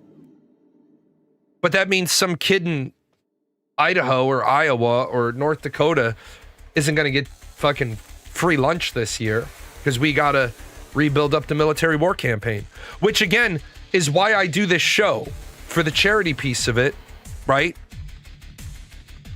I would love to make Asmongold level money because I'd be there like, what good in the world can we do today?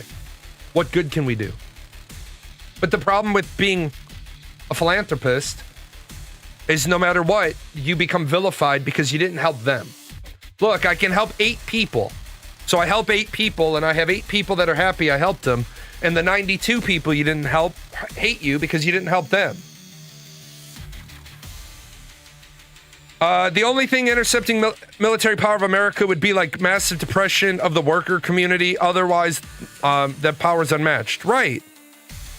And I said this and it went into effect. I know people that have been working 25, 30-hour weeks and now they're on 50-hour weeks. And they're like, good times are here again because 10 hours of overtime. They shit on Mr. Beast for donating clean water systems to small communities in Africa. I do want to talk about that real quick. I want to talk about that one.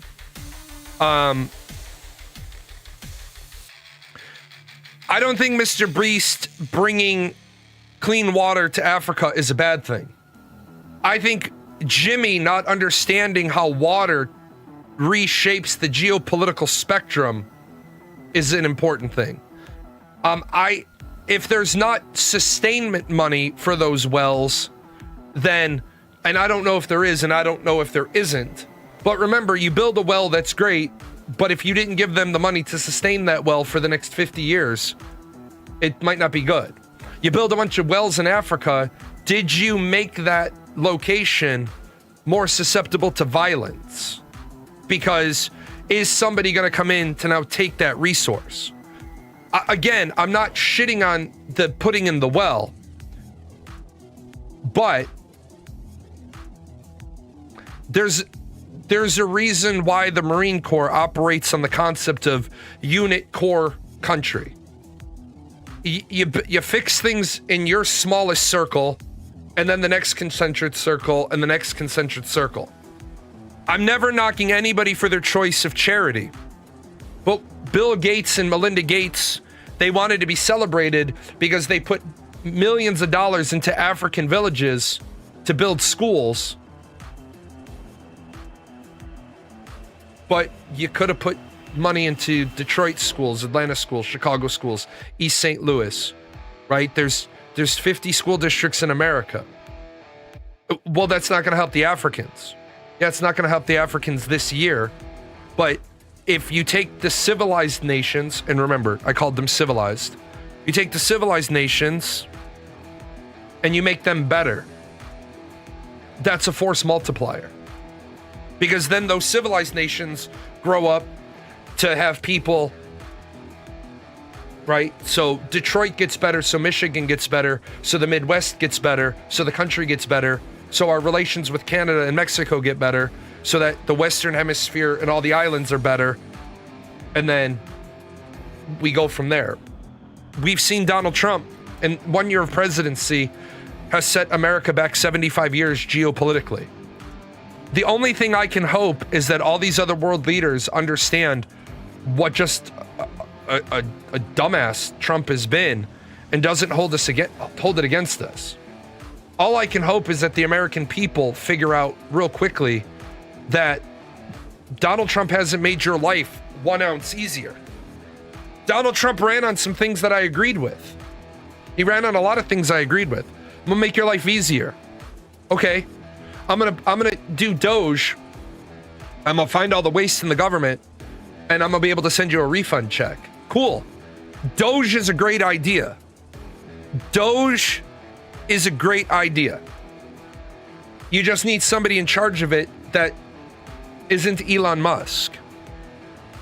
Because Elon Musk saw a $120 million contract and he canceled it, but it was in the 12th month of 12, so there's no recouped resources. I think Elon Musk brought to light a lot of things, but he didn't know why.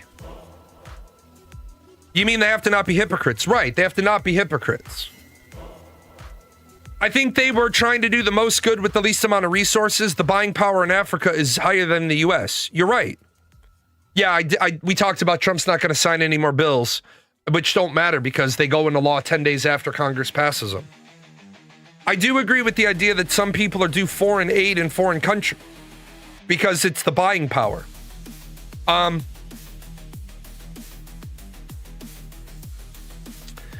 Genuine question.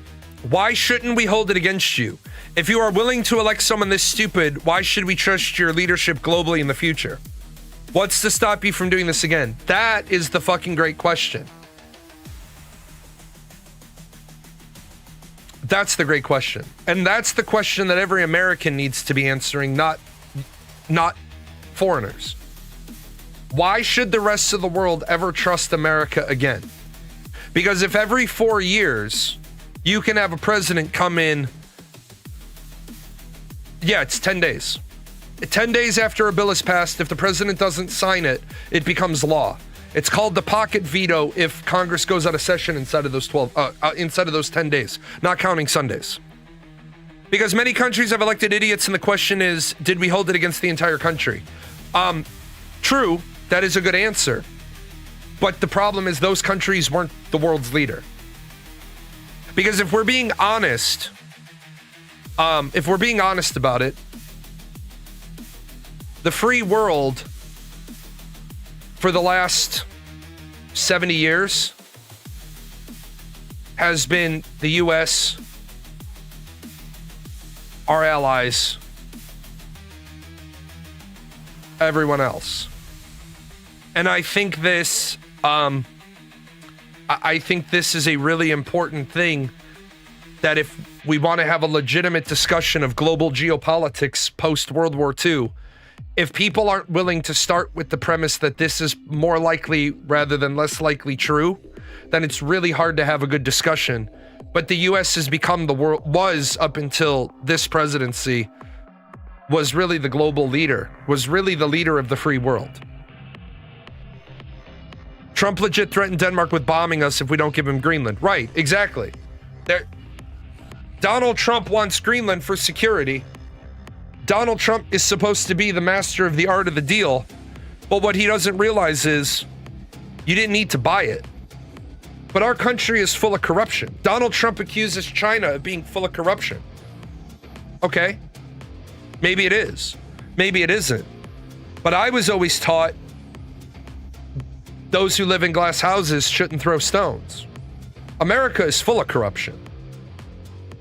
There is not one aspect of America that you can say isn't full of corruption.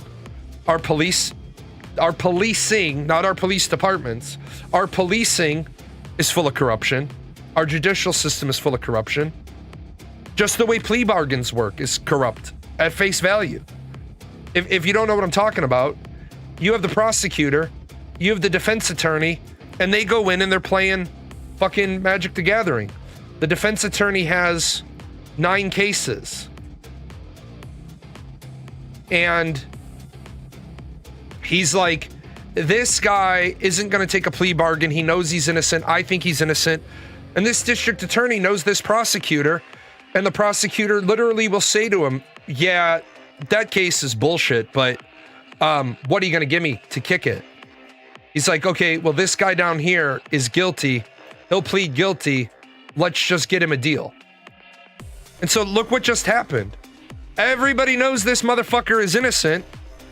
And instead of this one being argued on its merits, the prosecutor uses the fact that you know you're representing an innocent guy to get this piece of shit to plead guilty so there's no trial. And this is how your defense attorney does it. Which is why sometimes your defense attorney will tell you, I'm going to ask for a continuance. The reason why he's going to ask for a continuance is you're right there. In his stack of people, you fall well below or at the 50% part. He's not going to be able to make you a good deal. Well, these 4 people, he's able to deal for these 4 people. Now, in 2 weeks when he has or a month when he has your continuance, what's lucky for you is, based on the clientele he's picked up in the last 2 weeks, you're now up here. If you move into that number 1 slot, he can deal you off to get this, because the prosecutor doesn't really want to bite out of your ass. They want the other guy. This is how fucking corrupt our whole judicial system is. If in 2 weeks you're down here again, you might be fucked. You might get offered a bullshit plea bargain because he can't better deal for you. And the prosecutors want to keep the cases out of court, right? Because it takes them too much time. The police the police over-investigate you. The district attorney overcharges you. Because let's be honest, you get pulled over for a DUI versus you get pulled over for a DUI, eluding, resisting, disturbing the peace, right? Well, this is 1 year max, and this all in all is 4 years max. This is called vertical overcharging. Or I'm sorry, this is called horizontal overcharging. They're hitting you with 4 charges to bundle up your the amount of time that you're gonna owe to force you to take a plea bargain. Well, Did I pull over right away? Yes. Well, then how the fuck did I get an eluding charge? Well, because you traveled more than 1 mile. Look, man, be completely fucking honest. My rear view mirror is a blackout rear view mirror. I won't necessarily see your flashing lights in it. I might not see your flashing lights for, let's say, 11 to 23 seconds. If I happen to have just looked in my rear view mirror and if I'm on a long stretch of road, I might not look in my fucking rear view mirror again. I'm getting resisting because I don't immediately comply because I ask a question. Well, you can't get those dealt off until you go to court. You can't, like, there's some good judges that'll have a probable cause hearing, get disturbing the peace because my radio was on loud, but I'm not in a residential neighborhood. That's the bullshit we have. So if we have that bullshit going on the lowest level, right? We're not gonna be able to fix things. This is how I think of America. People have very little choice to pick a leader, either right or left. So people have no say in this. So for me, the people who rule America are wild cards, unpredictable. So it would be smart to respect them. As for people, they just like freedom. I would definitely not like to visit while considering the crime. Just going to hold my thumbs up and wish good luck holding it together towards honest working people. Right. Right? That's the problem. We don't have any statesmen left. If I generously bend my idea of statesmen, Obama was a statesman. Clinton was a statesman politically, but his morally reprehensible behavior eliminates him. Reagan was a statesman. Reagan is a great example. The man was an actor, and then he became a politician. I think that's the last. I think Reagan is the last true statesman. Clinton, if he hadn't done all that dirty shit in the Oval with Monica, and then hadn't been involved with the Epstein Island bullshit. Yeah, Clinton's dick had more control over him than his brain, and that was the problem. That is really the problem. But Obama, we can say, was a statesman. Maybe. Maybe. But he was kind of like career politician as well. And again, people laud Barack Obama because he brought you the Affordable Care Act, but they laud him for bringing you the Affordable Care Act, which absolutely fucked you over. If you don't realize why has medical care gotten so bad since the Affordable Care Act? Well, that would be because, in all honesty, the Affordable Care Act sucked.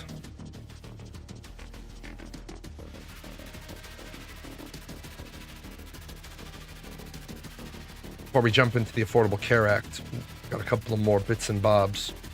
The majority of Americans oppose military action in Iran. 56 to 44 respondents said they oppose military action.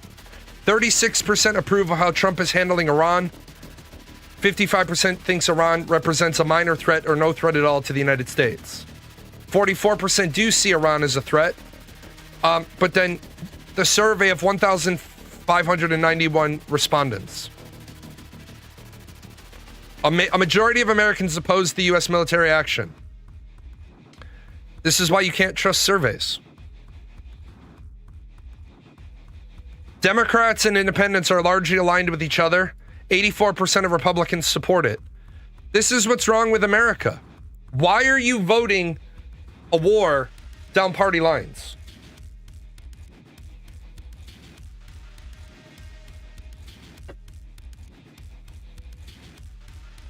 White, not college graduate. White college graduate. Can I just point out how fucking racist this category is?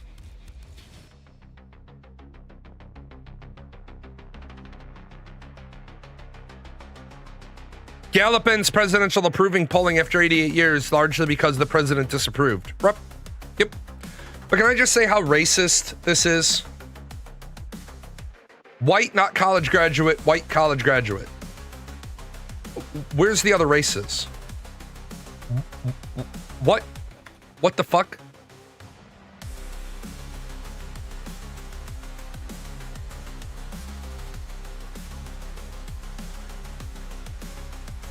Iran says the U.S. wants to partition country, take oil as prices skyrocket. The problem with our leaders is that people who don't want to be leaders don't try to be leaders, and people who do want to be leaders aren't qualified to lead. We need our leaders to be people who lead because they feel there literally no other option than to take the reins out of a controlled nuclear proliferating country. You're not wrong. The problem is Jesse Ventura, who was the governor of Minnesota, talked about this. He didn't run for more governor. He didn't run to be governor again because his salary was $120,000, but every single thing that expense that was incurred on his behalf came out of his paycheck, even when he didn't have options for those things. For example, he's having a dinner at the governor's mansion, which is a business dinner, but his part of the meal comes out of his paycheck. What? Now, I'm not saying that you should have governors living high on the hog when their constituency is broke. But he said at the end it wasn't worth $60,000 a year for him to be governor of Minnesota. He was managing a multi-billion-dollar state budget, making $60,000 a year. And I said, you know what? I understand why he doesn't want to do that. It makes a lot of sense to me. Reprehensible. New wave of Iranian missiles drone target Gulf nations. Iranian missiles and drones continue to target Gulf countries, with Bahrain's state oil company declaring force majeure on Monday for its shipments after a refinery caught fire in an Iranian attack. Gulf airspace has been shut down and oil production and supply disrupted after Iran targeted U.S. assets located in Gulf countries.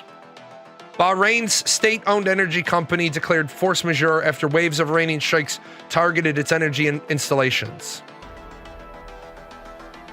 What is Iran thinking?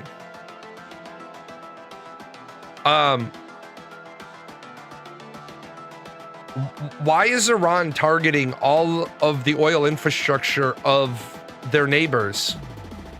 Because that's not going to really endow them. Like, all the people that normally would have contacted the US and said, hey, it's probably time to go back to the table. You know, there's a bunch of people inside of all of those Middle Eastern governments like, hey, hit them again. Be like, we were gonna pull on your leash this week publicly. Go fuck them up. Saudi Arabia's like, we may start bombing Iran. Wouldn't that be a weird ass fucking footnote in the history textbooks? Israel and Saudi Arabia decided to bomb Iran together. They're trying to piss off Pakistan and Afghanistan and Iraq to the point where they get invaded too. But Iraq doesn't give a shit.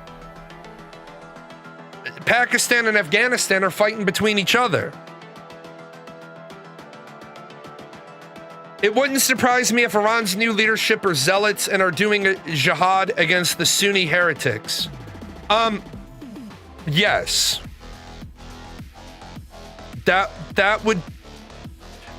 might actually come out to be, because remember, Iran is not a Middle Eastern country, it is a Persian country. Iran is Muslim, but they're Shia. The Shia represent 10 to 15% of the global Muslims, but they're 90 to 95% of the Iranian Muslims. So yes, salty bread is potentially correct. Iran might be saying, well, we're going to lose the war anyway. Let's fuck up all of our allies. What do you make off of Trump tweet denying the support from UK, saying we don't need their 2 carriers. I think this is where Donald Trump is an idiot. Donald Trump is a moron, because even if Britain is only going to put their carriers in the area for defensive operations only, that means that you're adding additional airframes for airspace control. We don't need permission to land at their bases either. We can just land and they won't do anything, according to Trump. That's not true. That's absolutely not true, because we will then pay fines. I know it's a Trump quote, but Trump's a fucking moron. Trump needs to stop pissing off all of our allies, because while we don't technically need them, we might be spending as much as $2 billion a day in the Middle East. Now, what I want to remind people is some of that bill is money that we would have incurred anyway. You pay military members every single day, regardless of if they're at home or if they're abroad. But when you send military members on combat zone duty, it hurts your tax base, because enlisted members and officers don't pay taxes when they're serving in combat zones. You also pay them an additional $225 a month for hostile fire pay or imminent danger pay. You also pay them $50 to $150 a month for their hardship duty pay. And then you pay them $250 a month for family SEP if their deployment orders are for 30 days. So you're talking about thousands of dollars in additional pay, on top of the more expensive cost of, holy shit, we're using $500,000 interceptors. We need permission to land at their bases. We need permission to land at our bases. Yeah. And then tell that to the leader of the armed forces. Unfortunately, Donald Trump is dumb. Donald Trump doesn't know how to build a coalition. Business produces money, money buys equipment, equipment buys power, power grants privilege, privilege grants comfort, comfort costs money. Am I out of money? Time to go back to business. You're right. This right here is the cycle of money. Most people don't understand money, because most people have gotten their concept of money through movies, or they've gotten their concept of money through people that are trying to make it sound easy, because they're trying to sell you on a program. They're trying to sell you on a plan. Hey, do you want to know how to make $19.99 every hour of your life? Send $19.99 and I'll send you my book, How to Make $19.99 an Hour.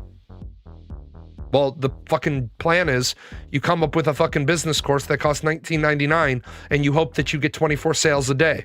Then you're making $19.99 an hour. Look, I tell people all the time how to make money. Making money is easy if you have the mindset to make money. If you don't have the mindset to make money, making money is hard.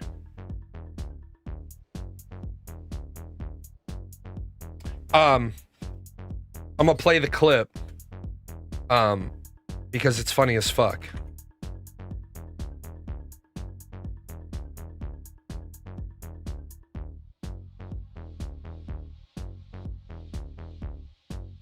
This might be it.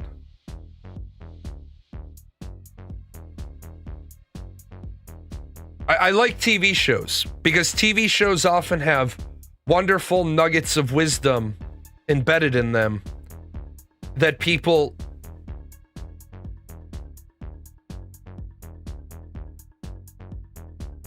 so this is a great scene.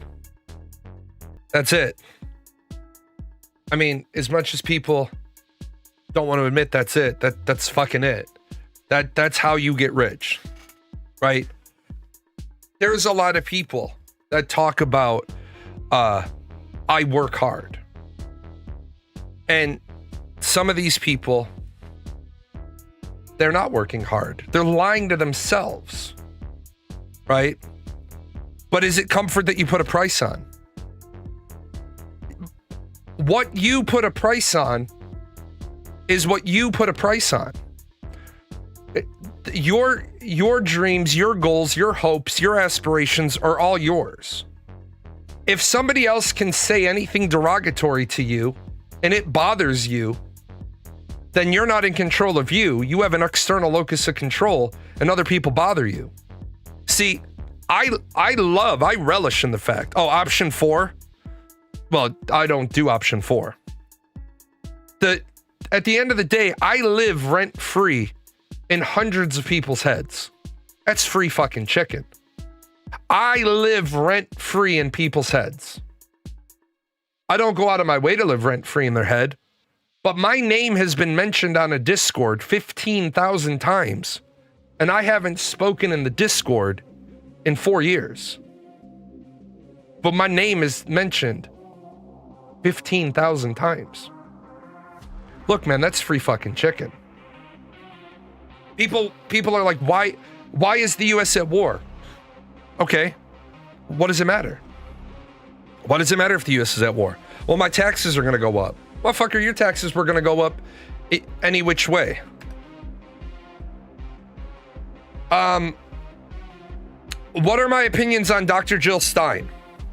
Dr. Jill Stein is a walking, talking example of what the fuck is wrong with this country.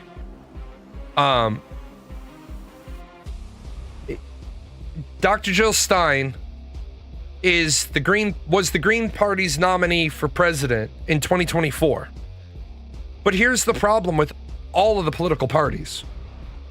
I don't know what the motherfuck these political parties even stand for anymore. I simply don't know. I know a little bit, right? I know a little bit about what they stand for. Because I can put this up, and I know what the Democrats stand for. I know what the Republicans stand for. I know what my political stance is. But you got the Green Party.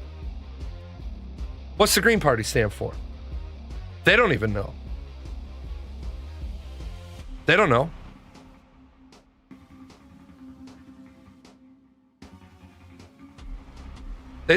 The Green Party doesn't know what they stand for. So how can you try to build a legitimate third party in America if you don't even know what you're standing for?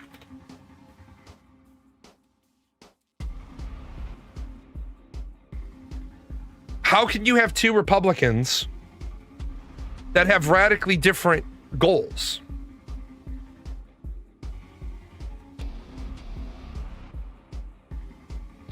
The Green Party wants to transition to 100% renewable energy.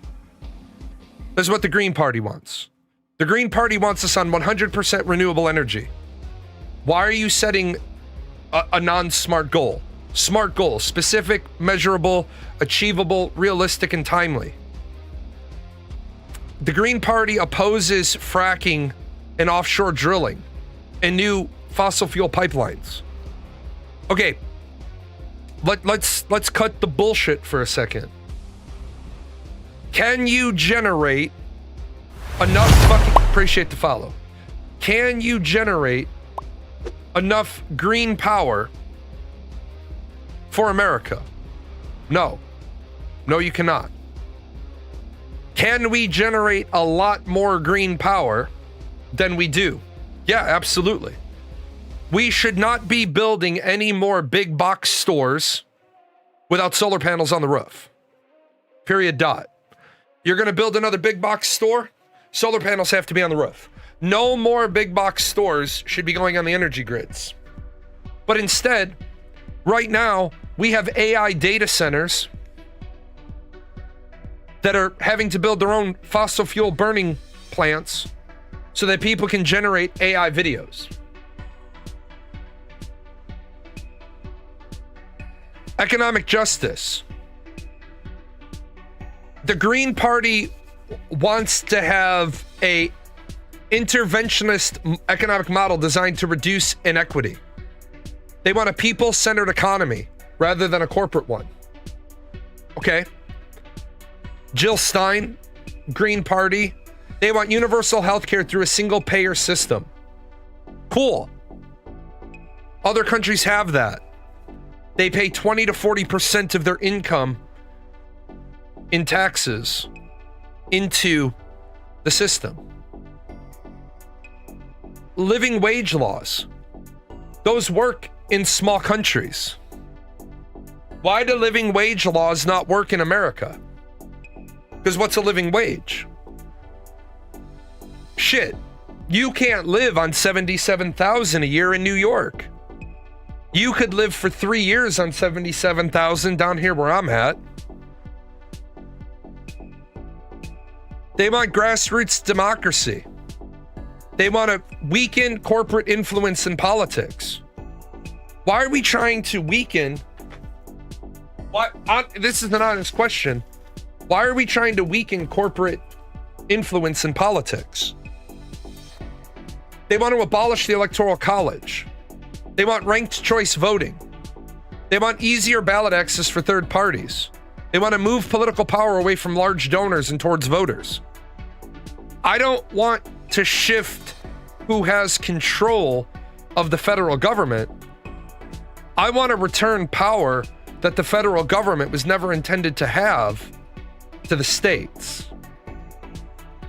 So that's where I think the Green Party, the Democrat Party, the Republican Party, they're all fucking corrupt. I want the federal government to do only those things that the framers of the Constitution intended for the federal government to do. I don't want a federal Department of Housing and Urban Development. I want state-level housing and urban development. I don't want a federal Department of Education. I want state-level education. I want the Department of Justice at the federal level to have an education enforcement branch where when you start discriminating against people, they can take immediate action and not have it take 5 years of investigations. I want the federal government to actually be able to handle illegal immigration. And I want the states to be held. I want the governors and the mayors to be charged with treason if they declare their city a sanctuary city. Declare your state a sanctuary state. J.B. Pritzker, Gavin Newsom, Tim Walz, they want to defy the federal government in terms of immigration. Then I want to see Tom Homan show up in Springfield and arrest J.B. Pritzker on charges of treason. You're being charged with treason because you are directly opposing the federal government in its role to do what only the federal government is empowered to do. Now, why do I speak about Illinois specifically? Because there's veterans in Illinois that can't get assistance, but we imported undocumented people into Chicago and then kicked American citizens out of their hotel housing to put undocumented people in that same hotel room. I'm sorry, but fuck that. We should not be busing people deeper into America if they're undocumented. We should be dumping them right over the fucking border so that Mexico can pick them up and dump them right over Mexico's southern border. See, that's where I'm smarter than Donald Trump. I wouldn't build a wall on the southern border of Mexico because it's 1,300 miles. Or on the northern border of Mexico. I would talk to Mexico and build a fucking wall on their southern border so they don't get stuck with the fucking South American immigrants either. The Green Party wants social justice and civil rights. They want to end the death penalty. Why? What's wrong with the death penalty? What's wrong with the death penalty? President Jalan wants to extend the death penalty. I want them motherfuckers hung in Times Square. I want the death penalty to be fucking broadcast live because it's not a deterrent unless you see it. They want the criminal justice reform and prison reduction. Prison reduction, I want prison reform Abso-fucking-lutely. I want prison reform. I want people to go to prison, get educated, come out, be able to get a job so they can pay restitution to their victims. The Green Party, their number 3 priority in social justice is legal protections for LGBTQ people. What fucking legal protections do LGBTQ people not have? If you tell me which ones they don't have, I'll protest on their behalf right fucking now. But I am so fucking tired of this bullshit. The Green Party wants to expand voting rights. Expand to who? Oh, immigrants. The Green Party, their number 4 item is they want voting rights extended to immigrants. This is where the Green Party and I adamantly disagree, and I am an immigrant. My father's an immigrant. I made a choice to stay here and not go back to Ireland. I want to get rid of all the people who shouldn't be here. I want to fix all the bullshit problems. And then I want to be a nation of legal immigrants again. The Green Party wants to have non-interventionist foreign policy. They want to close most of our overseas military bases. They want a diplomacy-first approach to conflicts. Okay, let me help out the Green Party when they don't understand this simple feature of humans. If I know for a bona fide fact you will not swing on me, if I know for a fact you ain't gonna throw a punch,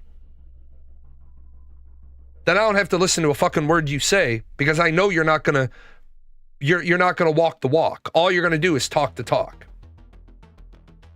You need a president to have a strong military. So option A is let's negotiate. Option B is I reset you to Stone Age settings.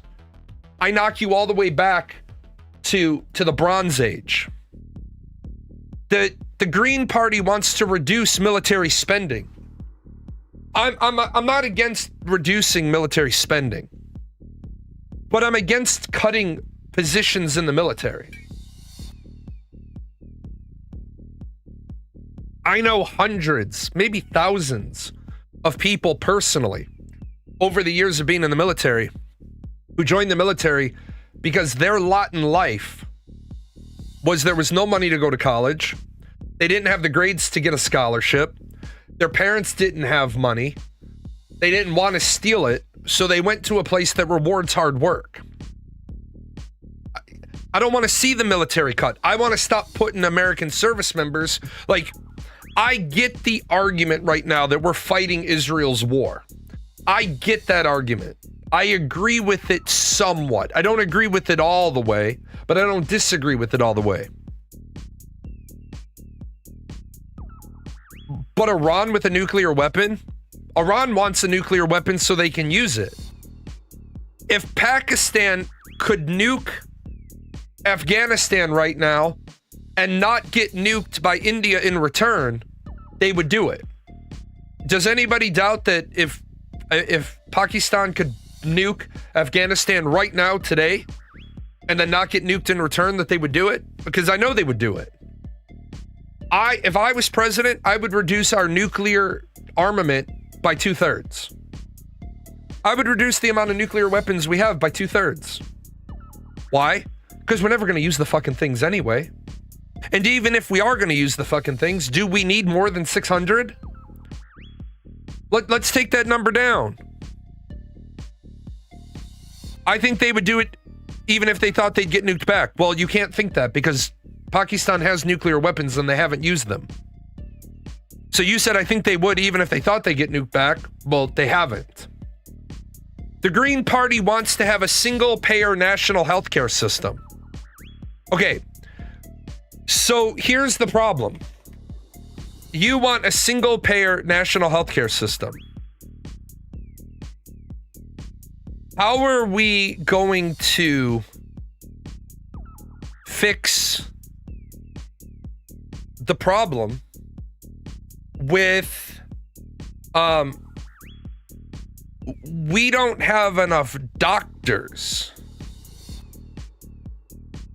Oh, Iran would use them if they had them. Abso-fucking-lutely.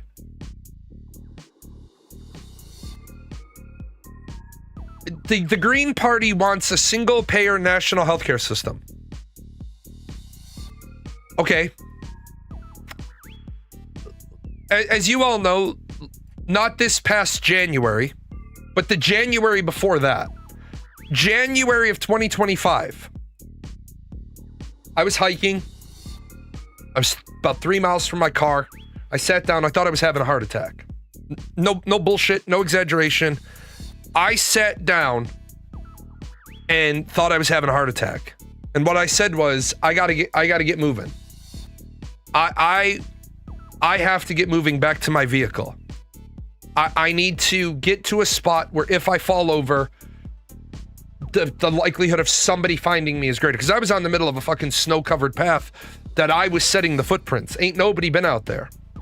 So I got up, started forcing my way back, met up with the former paramedic friend of mine, got me into town. I took my blood pressure. My blood pressure was through the roof. My pulse was through the roof. Called my doctor and I said, I'm going to try to make it home so I can see you. But I know where all the hospitals are the whole way back. 8-hour drive took me about 10 and a half. It was fucking bad. The next day I got into town. My primary care physician had gotten me an appointment at the cardiac facility. And they said, based on your symptoms, your age and everything, come in. You're going to be the first patient of the day. I had a stress echocardiogram on my heart. And they said, your heart's good, but we're going to send you for a breathing test. And I'm like, okay. So I go for the breathing test, some issues with my breathing. They said, okay, from here, you have to see a pulmonologist. January of 2025, I had my cardiac exam.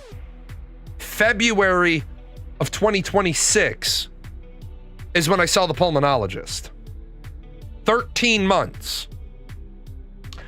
And I have the best insurance you can have, over the best insurance you can have, over a fairly decent insurance. I have 3 medical insurances. So I called the VA and I said, hey guys, I usually don't use your services, but I've been told it's 13 months for me to see a pulmonologist. Can you get me in sooner? And they said, no, because we'd be sending you to the same facility, so it'd be 1 extra month. Because if they're booked out for 13 months. So last month when I went to the pulmonologist, I said, hey, I'm just wondering, it took me 1 year and a month to get this appointment. He said, yeah, we only have 3 doctors in this facility. And I said, this whole facility, you only have 3 lung doctors? And he said, yeah. Guys, I'm not bullshitting you. They have 30 fucking exam rooms. I went down through what was weird, like a vacant hallway. Like, I came through, so here's the door into the clinic, and I went through, and there were 5 exam rooms on each side, a doctor's office, and a nursing station. This nursing station was in use. And then I went to where they would then have this centerpiece. There were 10 rooms here, 10 rooms here. There would have been 10 rooms over here. Maybe 9 if they had like a break room. But they only had 3 doctors. So how the fuck can anybody else be seeing a pulmonologist? But we want to give, and again, I'm not against the idea of healthcare for all. But in order to do healthcare for all, we need 150,000 more primary care physicians, which means we need 150,000 more general practitioner nurses. We need 300,000 more med techs and 300,000 more med admin people. And that just gets everybody the ability to see a doctor.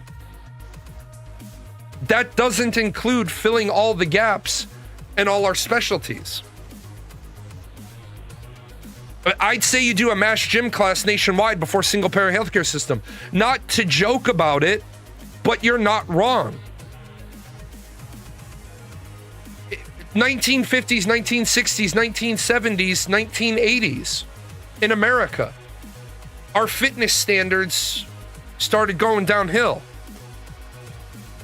Now, kids can opt out of most gym activities and walk on the track, which isn't bad, but we're still teaching a food pyramid that was created by the bread lobby.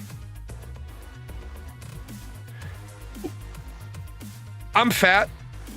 I'm just about no longer medically obese. I'm close. And I had good instruction to nutrition. I exercise, eat healthy every day. It's cheapest form of insurance. I learned 0% of my health wisdom from the US government. Right. That's the problem. The food pyramid that Americans get taught says that you need 8 to 11 servings of grain a day.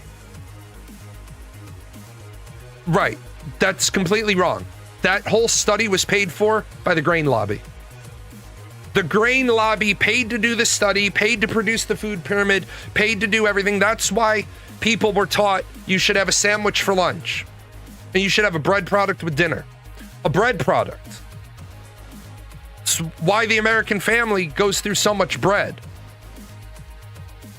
You're not supposed to have that much bread because you're not supposed to have that many carbs.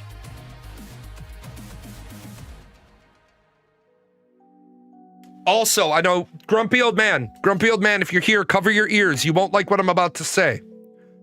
You're only supposed to have 4 ounces of beef a month. You're only supposed to have 4 ounces of beef a month. You're supposed to live on poultry and fish. We're not designed, our bodies aren't designed to eat big chunks of beef all the time. Yeah, your food pyramid has vegetables on the bottom. Because that's what fruits and vegetables. Because that's what we're supposed to be eating. Like, because we're hunter-gatherers, but we're gatherers first and foremost. Now, are some people different? Yes. But I'm a bodybuilder, man. I need more. Yes, you are correct. You're a bodybuilder. You need more animal protein. Absolutely. Not going to argue with you. But you also have gone down a path of higher education for your personal. Yeah, the food pyramid is for the average person. The Green Party wants to give free healthcare to everyone, which I'm cool with. But they don't want to start with what can we fix? Like, in my belief, gym class should be first period of the day or last period of the day. We do it the first period of the day, then school should start earlier. The kids go in, they go to gym, they get an actual workout in, they shower, then they go to the cafeteria, the DFAC, the chow hall, whatever you want to call it, get a meal, and then go to class. Or gym should be the last class of the day for those individuals, and I'm willing to say that maybe all of our schools aren't great. For those kids that want to change for gym, work out, and then go home in their gym clothes because they don't want to shower at school, I'm okay with that. I would be less okay with it if we actually built individual shower stalls and if we actually taught morality and human decency in school. But kids need to be getting workouts in. Kids are fat. Kids are chunky monkeys. You want to stop lifelong medical problems? Teach kids nutrition. I was struggling to find reliable numbers for what the average man at different weights and age could bench press because the studies are from people who are already lifting and interested in fitness, where most men do not lift at all. Well, let me help you out with something. Bench press is a stupid fucking Bench press is a stupid fucking gauge for strength, because how often do you use your muscle groups in that way? Also, I have a really big problem with a lot of like lugheads, and they talk about what's your max bench. My max bench doesn't matter, because you lift 225 on one pump and you say that's 105% of my body weight. And I say, okay, so you pumped 225 one time because you're aiming for that 100 some odd percent. But I get on the rack and I do 3 sets of 10 of 175. So you say, but you're not using I bench more than you. And I say, cool. You lifted 225 pounds one time and drove your muscles to exhaustion. And I've pumped 5,250 pounds, right? So which one of us is stronger? If you're going for that max number, then you're going for that max number. Don't do sit-ups. Sit-ups are terrible for you. You should never be doing them. Your body is not designed to do sit-ups. You are not designed to do sit-ups. The human frame is not designed to do that motion. Crunches, where you go chest straight to the ceiling, yes. Planks, yes. The human body is not designed to do sit-ups. Your spine doesn't bend that way. Bench happens to be my worst lift, so I use that as my example just because I'm happy with my progress and everything else. Right, but you have to decide, are you building for show or building for go? If you're building to get jacked, then you need to be doing that large number. Yeah, planks. Do you have any tips on where to look to get better understanding on nutrition? I have been looking for a good proper meal plan to get me my proper weight. I don't, because here's why. I've gone down the rabbit hole for me. But some general tips for getting your weight under control. Number 1, you should be figuring out how much protein you need a day, right? Hold on, my house is getting a little hot.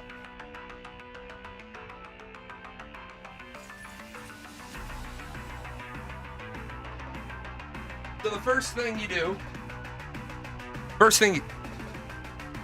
is figure out your protein needs for the day. Number 2, if you're trying to lose weight, between the time you wake up and whenever you're going to break your fast. When you break your fast, you want to break your fast with 40 to 60 grams of chewable protein and as few carbs as possible. Now this is very, very, very, very, very hard to start getting into, because your body is conditioned to run on carbs. You've probably trained your body to run on carbs. So you shouldn't be having anything to eat after about 6 p.m. And you shouldn't be having anything to eat before about 10 a.m. Because you want to give your body as much intermittent fasting time as it can. You force your body to burn fat.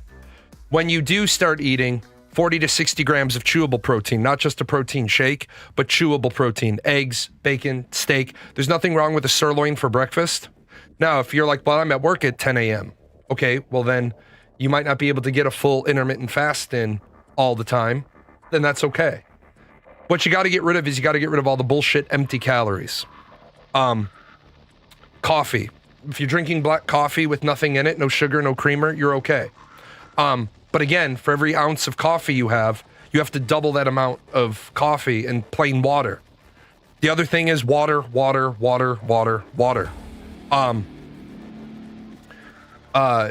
The average person is 1 to 3% dehydrated all the time. Intermittent fasting solves so many dietary problems just accidentally. It's amazing. Intermittent fasting, if you can do it, is one of the greatest ways to get yourself in shape, because remember, we were not designed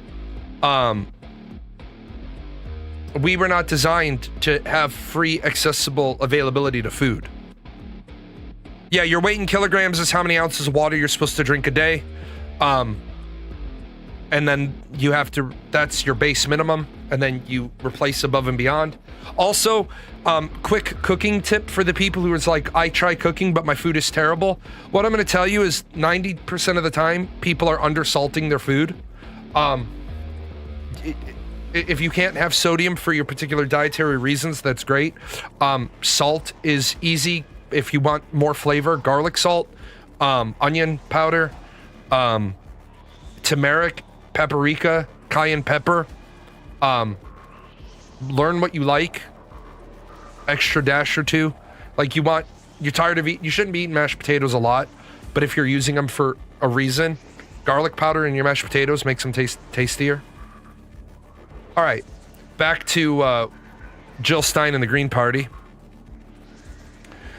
They want to get rid of student debt. I actually agree with this. I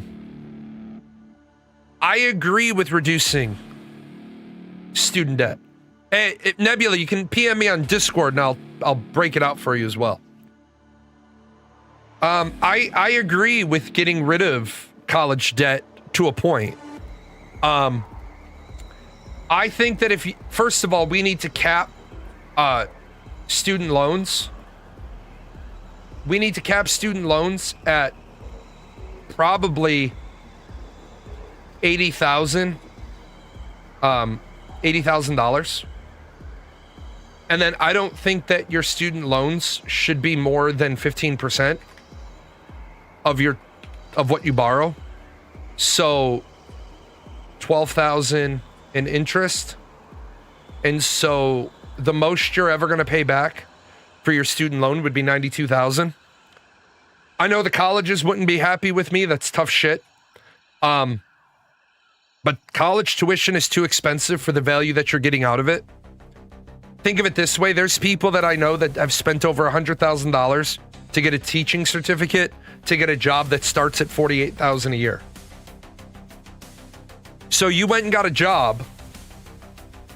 You went and got a career that you'd have to live at home with your parents, and your parents would have to cover all of your bills for 2 years, 2.5 years for you to pay, probably 3 years for you to pay back your college loans. Hey. The Green Party also wants to get rid of the electoral system. Honestly, I'm not against the idea of getting rid of the electoral college, but I don't want to get rid of the electoral college until we're in a place where we have a 3-party system. We cannot have a 2-party system and get rid of the electoral college, because then we'll never have another Republican president. And I think it's important that we have alternating leaderships. People going to gender diversity schools, spending 4 years to not be able to differentiate between men and women is not really convincing employer now, is it? Well, and you're right. And I hate to be a dick about this, because I know I do offend some people when I say this, but we have got to get to a certain understanding, because I'm not going to pretend the facts of science so I don't offend you or hurt your feelings. There are 2 biological sexes, and that is it. Period. There are 2 biological sexes. And then, unfortunately, there are abnormalities in the construction process. I don't care what your gender is. I don't give a fuck what your gender is. But y'all need to go and get together and give me a gender manual. But I draw the line when people start saying there's like 20 genders. No, the fuck there's not. There's not like 20 genders. Okay? Male, female, neither, both.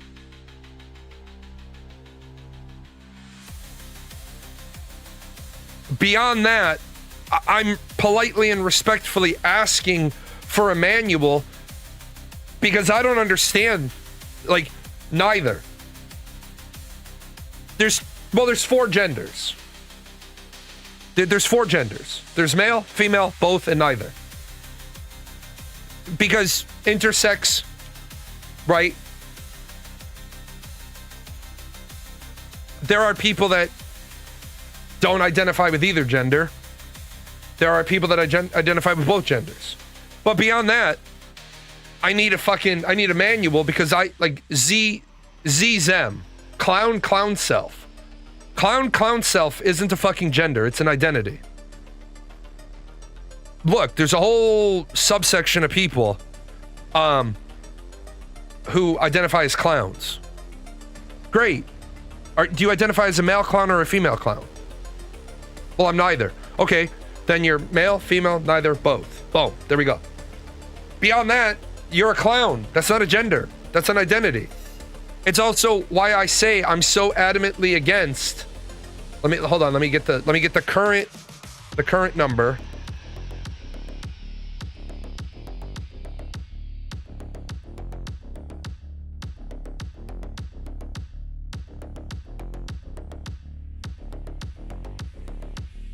I want the full one. LGBTQIA2SAA. Okay, so yeah, this is the full acronym now. Lesbian, gay, bisexual. This is your sexual orientation.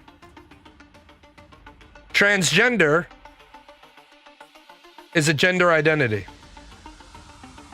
Queer, sexual orientations and gender identities outside of heterosexual and CIS norms. Questioning. Okay, so this is sexual orientation. Questioning. I'm gonna take it out.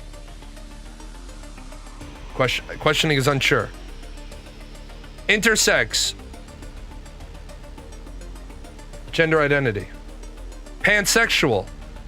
Refers to individuals who are emotionally, romantically, or sexually attracted. Oh, so this is sexual orientation.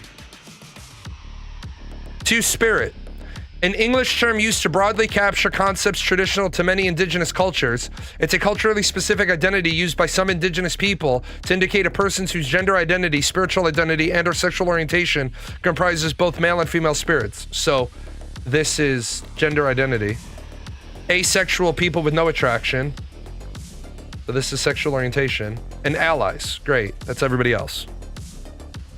Now, I don't think we need to put sexual orientations and gender identity into all one long acronym. That's just me. I think we need to take sexual orientations completely out of this acronym because the truth of the matter is, and it's documented, it's not like I'm saying it just for points. As far as the one line of LGBTQ, I don't give a fuck about your relationship as long as both people in the relation, or as long as all people in the relationship are consenting and of the age of consent. Period. Dot. That's it. So when I see the Green Party talk about LGBTQ rights, what rights don't they have?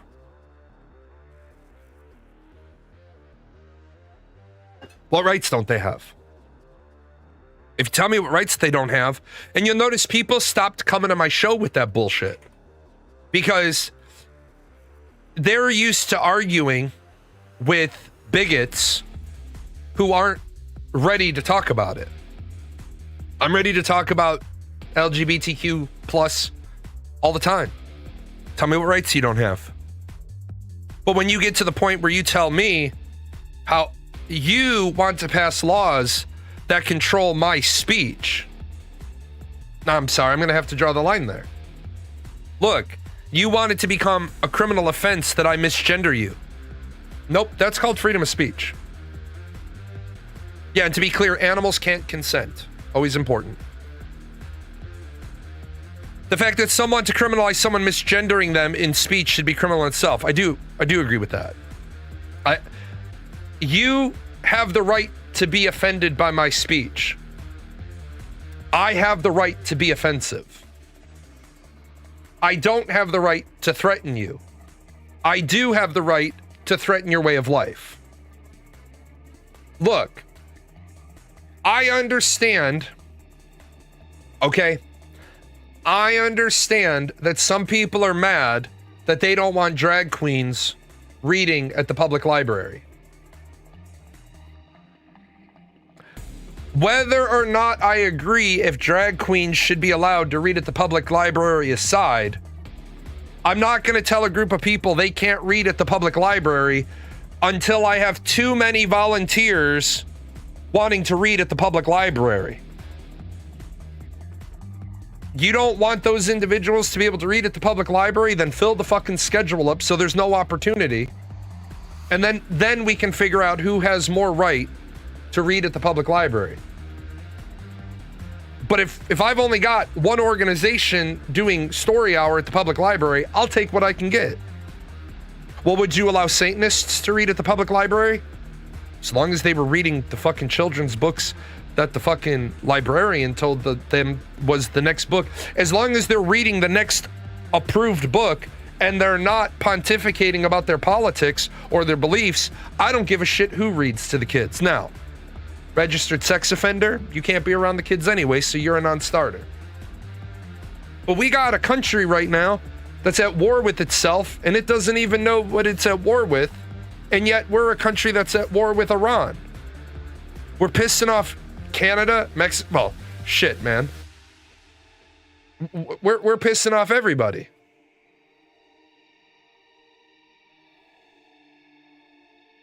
Like,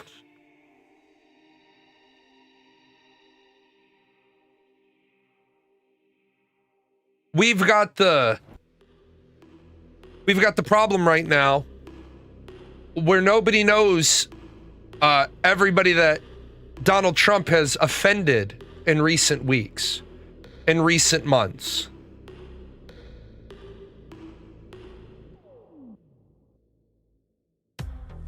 You want to know who Donald Trump has offended in recent months? This is who Donald Trump has offended in recent months.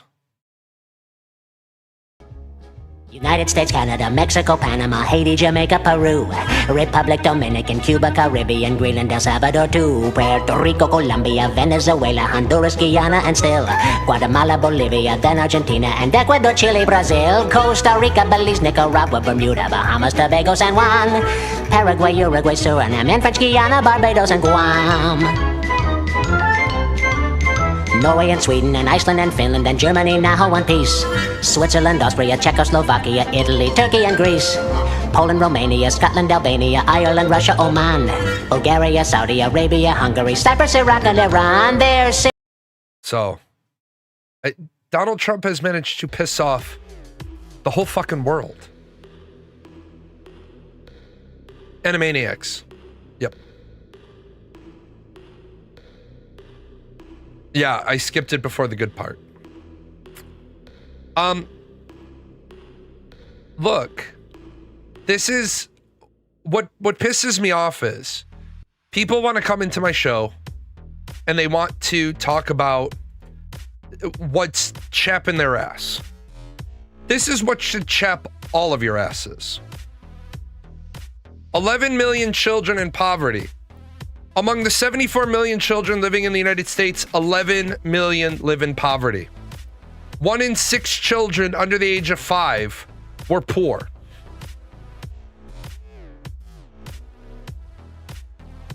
The pandemic forced children already in poverty deeper into poverty. Almost half of all children living in the poverty live in severe extreme poverty. The reason why I still do this is I hope one day I become a popular enough streamer that I can help support a few families, right?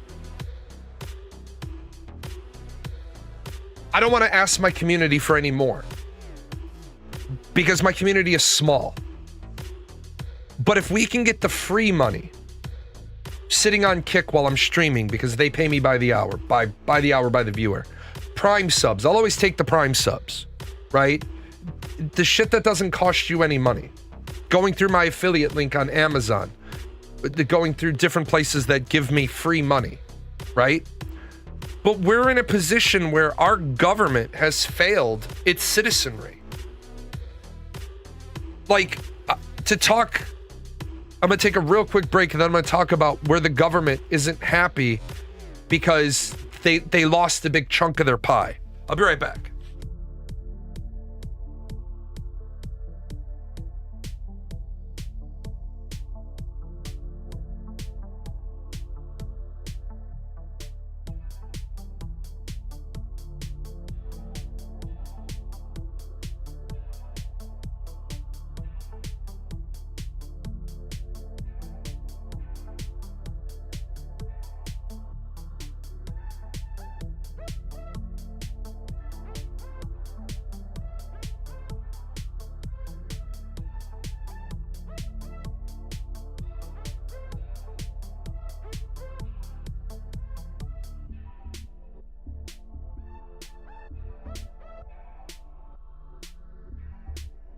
Okay, so yeah, who would sub to me, right?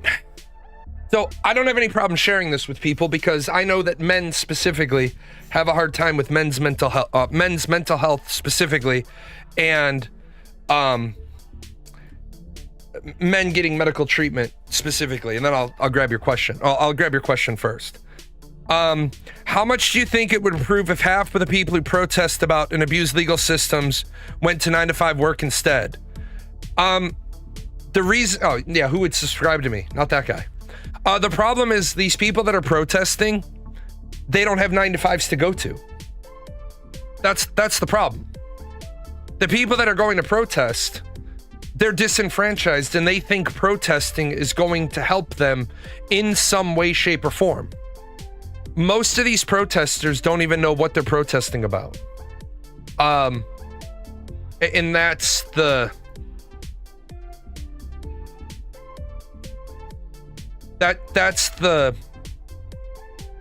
horrible part about America. I want to find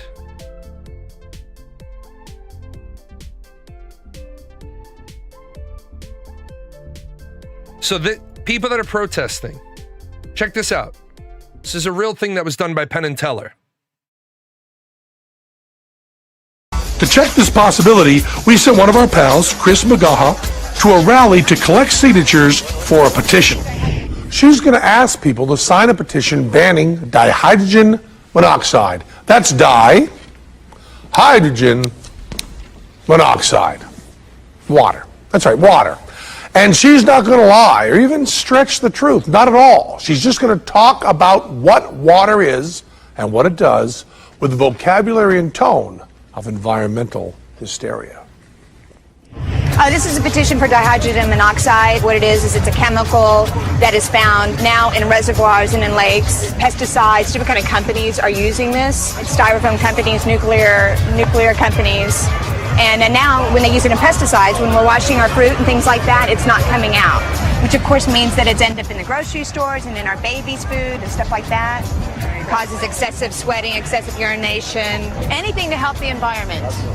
These people signed. We don't know if they thought, but they signed. There we are. People are signing a petition to ban dihydrogen monoxide.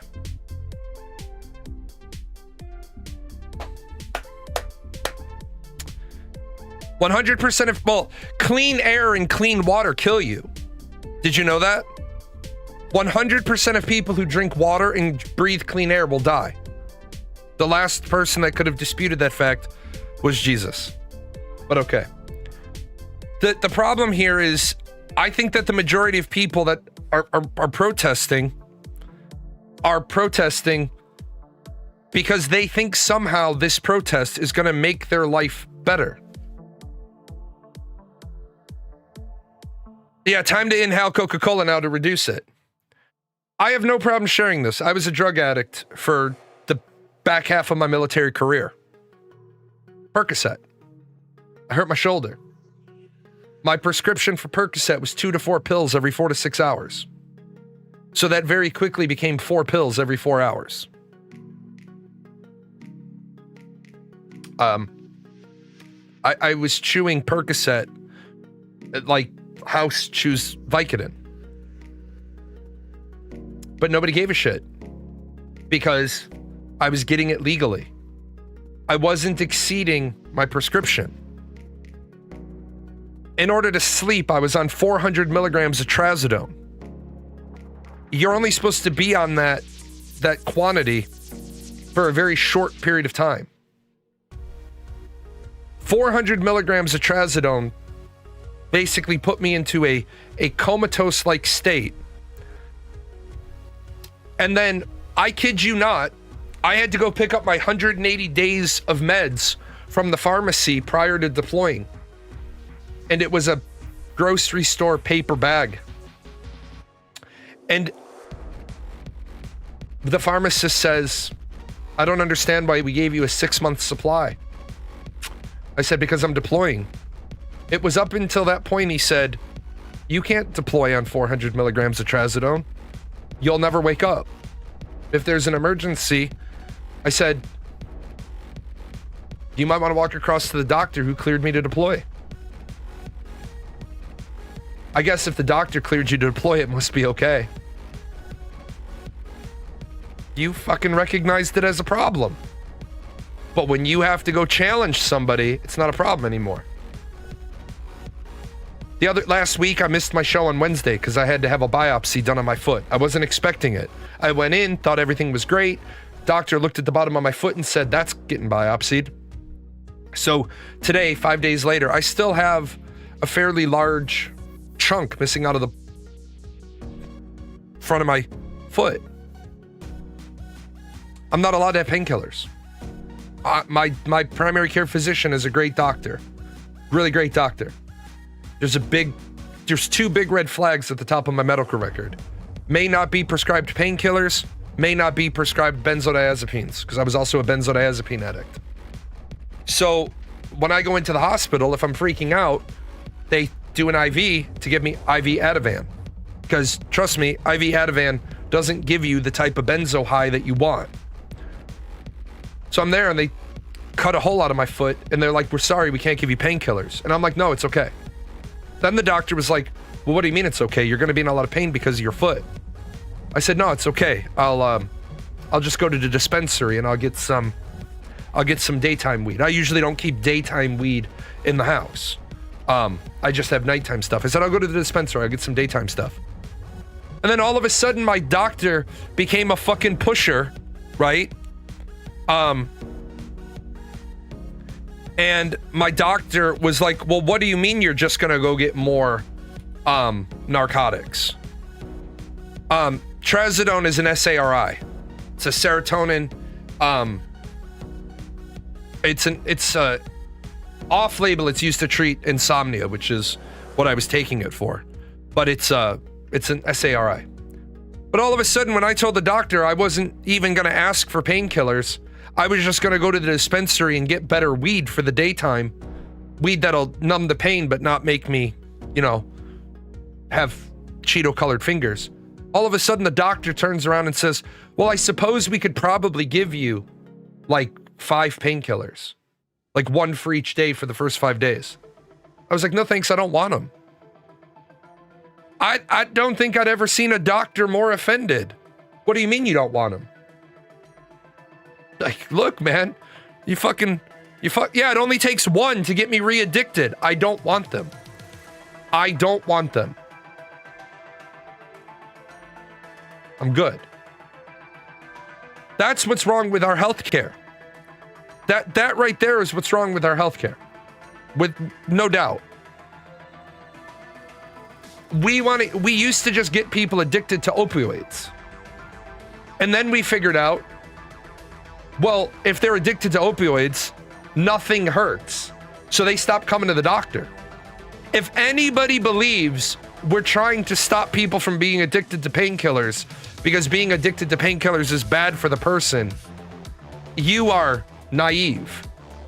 We got people addicted to fucking painkillers and medical appointments went down because you don't go to the doctor. Like you hurt your thumb. You don't go to the doctor. You don't get the x-ray. Why? Because you're already on painkillers. The painkiller jumps in your body and it says, oh, let me fix that too. But now we talk about universal health care, but we don't want to tell people to get fit.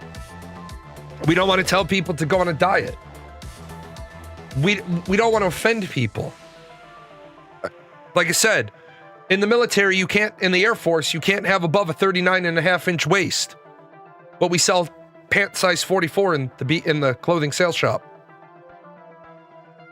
Why are we selling 44-inch waist pants if the biggest your waist can be is 39.5?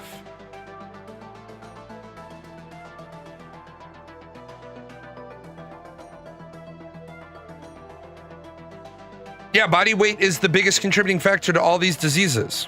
Are the docs getting kickbacks for selling a drug? That's a great question. No. Doctors do not get a kickback for putting you on a prescription for a drug.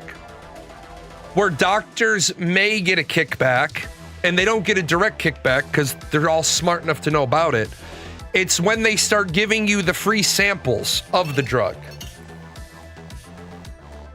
And then most insurance companies have worked their way around this. But what was happening is drug manufacturers will give doctors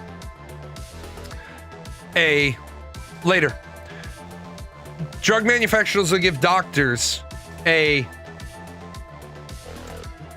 like 31-month supplies of this drug.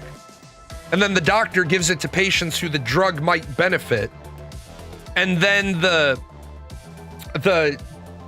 company sees from Dr. Jalan multiple prescriptions coming in. So then they send their sales rep back and give me more free samples. Well, now insurance companies, after the Affordable Care Act, right? Here's the generic, right? And then here's all the specialties. Well, the patient has to try the generic drug first. And only if this doesn't produce the acceptable results are you allowed to go up to this. So that's what happened with me. They put me on a generic drug and my blood work stayed there. So then the doctor had this drug that he was able to give me a 1-month supply of, and my blood work went into range. Well, they're not, remember, doctors' offices aren't selling you anything. That's where the disconnect is. They're not selling it, they're offering it. Most doctors don't have pharmacies, which again, I think would be a whole lot smarter of a practice. In all of my years of going to different places, only 2 has the pharmacy been inside the doctor's office, which I think is really convenient. You go in, the doctor's like, do you want to fill that here? You're like, yeah. He goes, he grabs your bottle of amoxicillin or cephalexin or whatever, or your Z-Pack or whatever. He's got it right there. And your insurance takes it. Instead of him having to send me down the road to CVS or back to the base. That was always nice. Now, what you said was free dinners, free office supplies, free travel, but no kickbacks. Right, exactly. There's no kickbacks. We're going to invite you to this seminar down in Orlando where we'll give you up to 6 tickets to the Disney properties. We'll put you up in a hotel, and every morning at 7 o'clock in the morning, we do a quick presentation from 7 to 7:45. And then your family is getting ready to go to the parks. And at 7:45, there's the special complimentary bus that's going to drop you guys off at the parks. Yeah, they're really filling all the boxes of business, but it's what they do.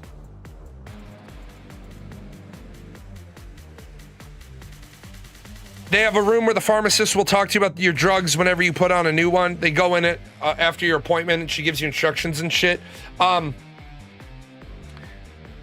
I know that's I know that's available for me in my health network. I just don't like to listen to them talk to me about my drugs. The only thing that they don't do that I wish they did is I wish I could go there every other Tuesday and have them give me my injection. But they don't do that because the vials come to me. I hate stabbing myself every other week. It really bothers me. I do not get down with stabbing myself. Is the Iran war really costing the US $2 billion per day?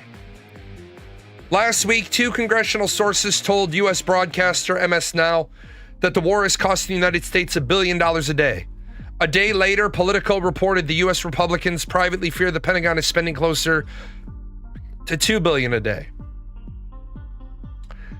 Congress Minority Leader Hakeem Jeffries told reporters, Donald Trump is plunging America into another endless conflict in the Middle East and spending billions of dollars to bomb Iran, but they can't find a dime to make it more affordable for the American people to go see a doctor when they need one.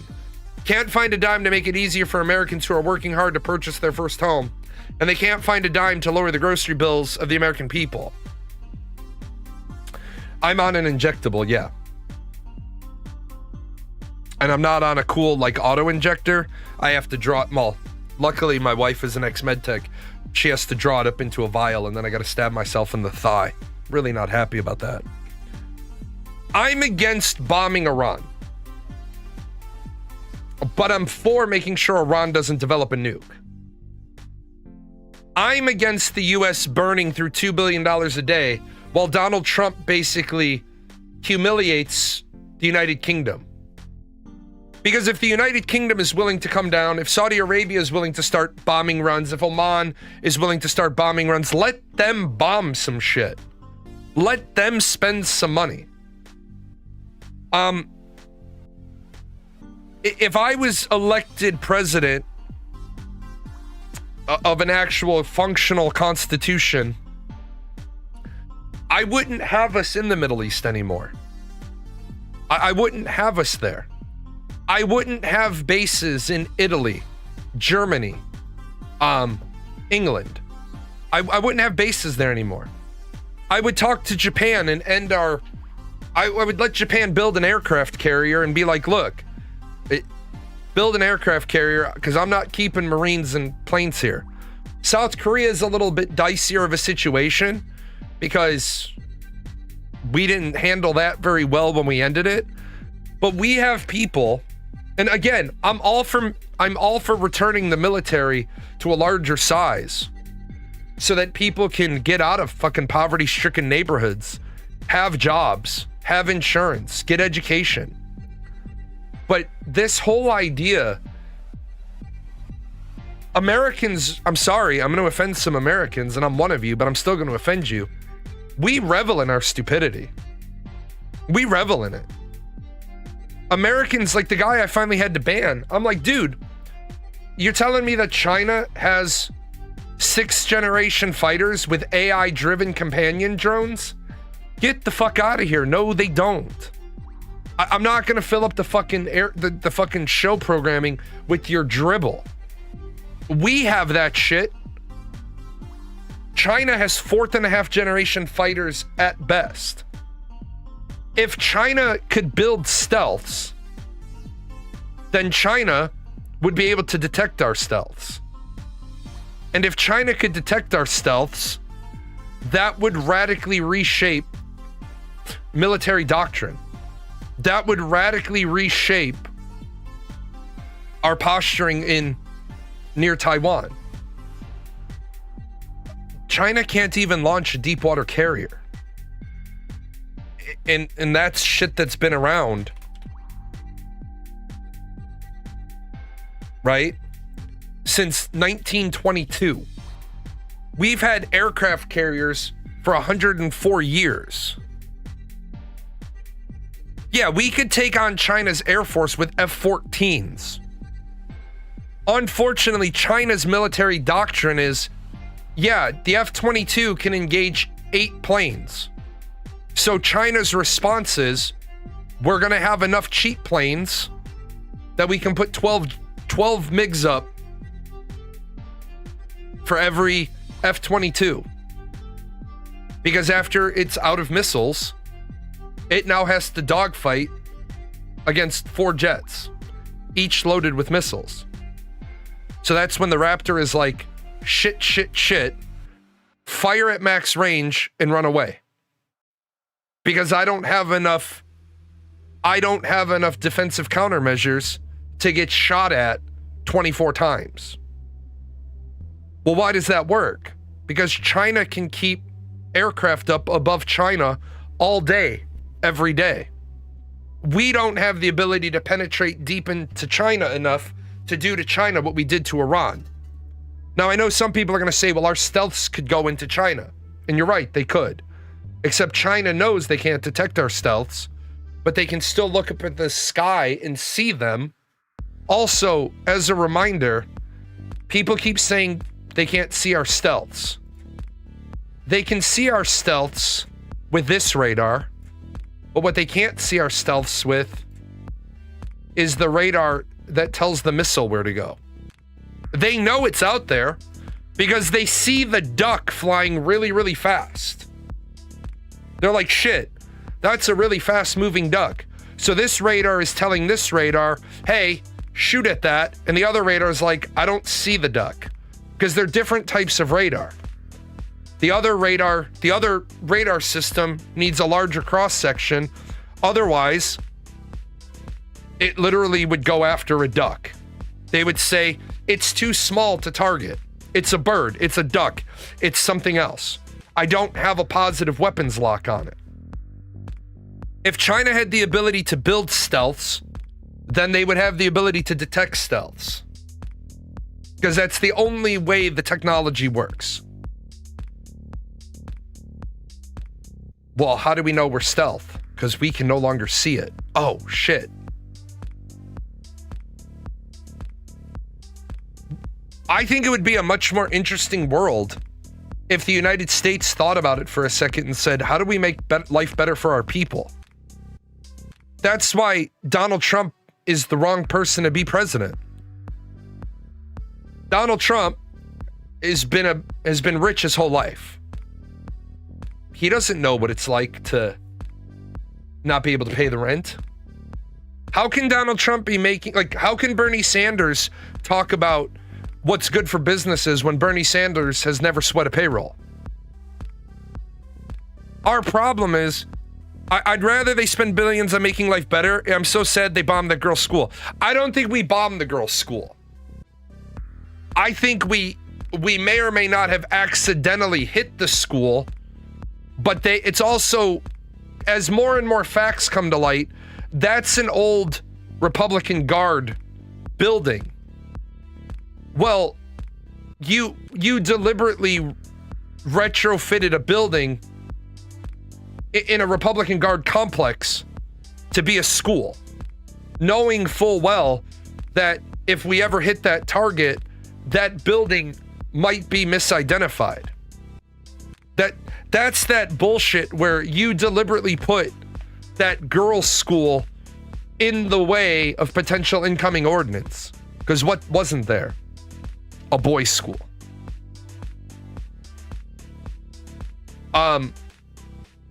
It's a girls' school. It got bombed. It's fucking public outrage. Okay? The United States wouldn't deliberately... No, I'm not saying Israel wouldn't deliberately bomb a school. Can't speak on behalf of Israel. But if it was known to be a school, it wouldn't even be a viable target in a targeting package. If it was known to have been a school, there would have been a whole nother conversation that needed to hit, talking about the criticalness of the other buildings that we wanted to hit. Like,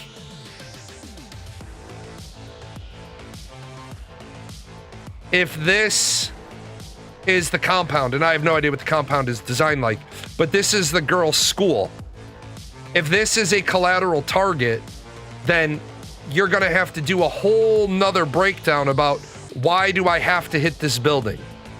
If this building isn't like a tier 1 target, it's probably gonna be denied as a strike you're going to tell them, hey, we're hitting that target. You may want to evacuate that girl's school because we're hitting that target. Which again, I think is shocking the world right now because a lot of the world thought that the U.S. military had been taken over by men in dresses. That makes sense. Didn't something happen in Gaza where they were putting innocent people in with the soldiers? What happened in Gaza was, because remember, Gaza doesn't have a lot of soldiers. They have a lot of terrorists.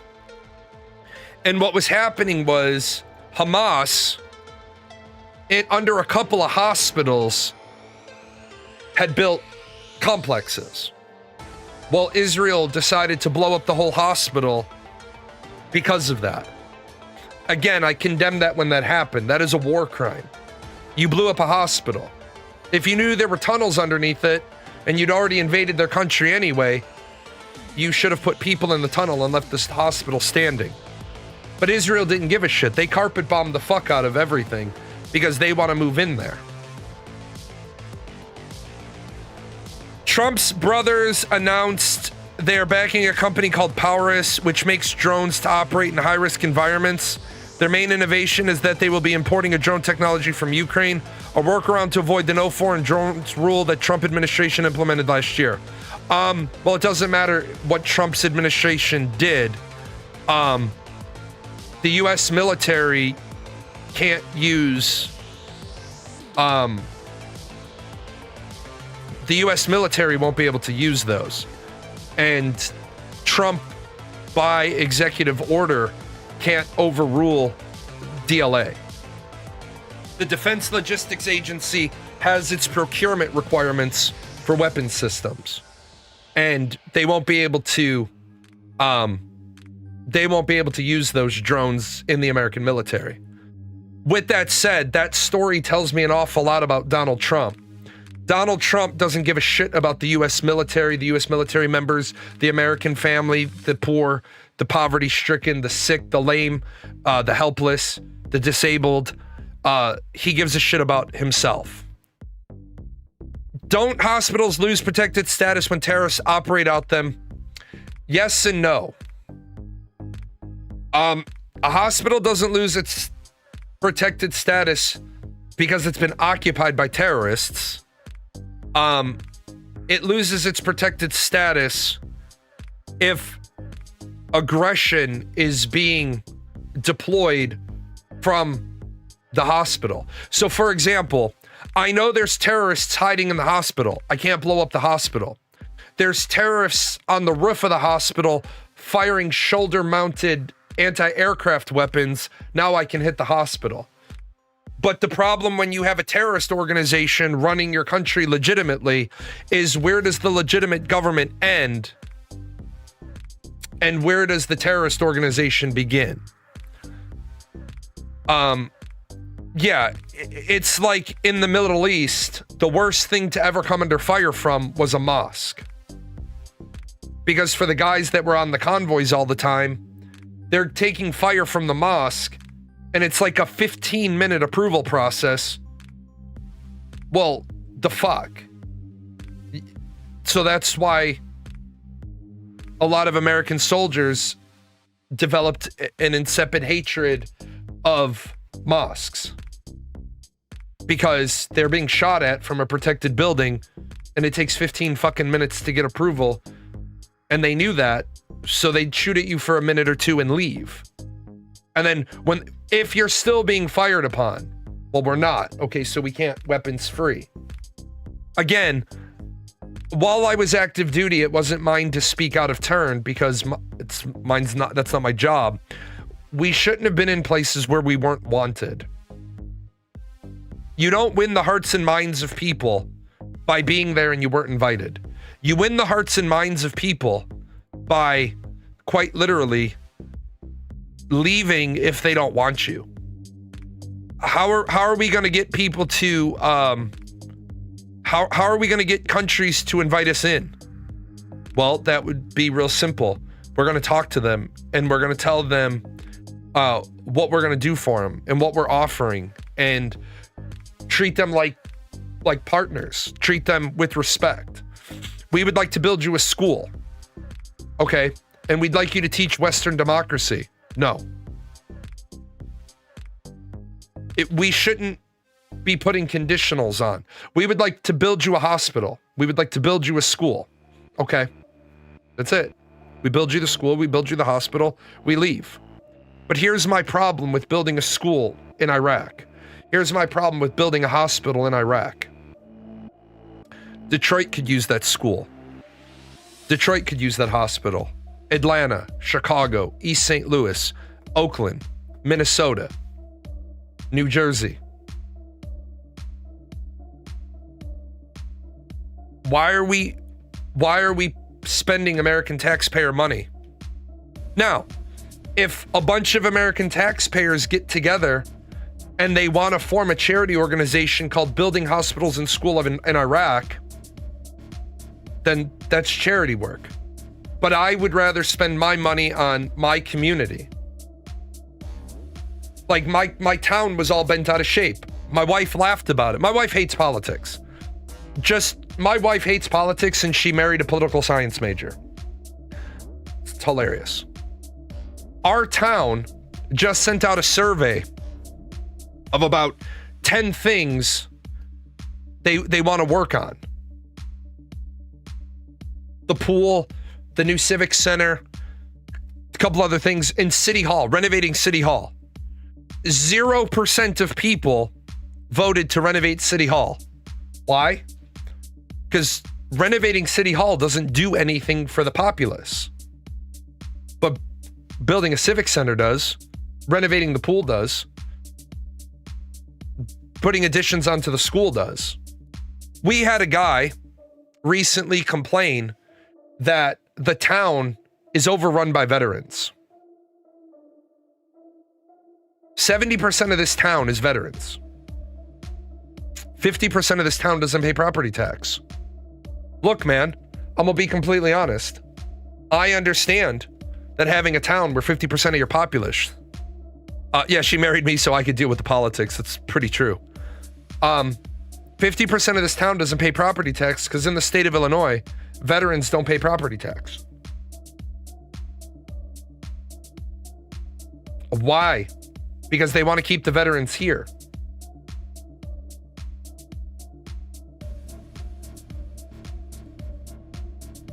Yeah, you don't like the vets? Get the fuck out. Go somewhere we don't live. Now, I will say this. I'm cool without paying property tax. But I wouldn't mind if I was charged an educational surcharge for the years my kids were in school. I would have no problem paying a little bit to help the school. I'd have no problem with that. No problem at all. But we don't need that because we're a Department of Defense school district. We are the middle school and the high school for the base. They don't have a middle school and a high school on the base. They integrated into our school district. 2 other school districts, about 50 years ago, whenever the fuck they first did it, had the option to take the base kids and they didn't want them. So we did. Small German farming town took all the base kids. Now this small German farming town has grown. It's great. Department of Defense says, you guys need money. What do you need money for? We'll fund 1/3 of that bill. Well, now that they're a quarter of the feeders, we'll pay 1/4 of that bill.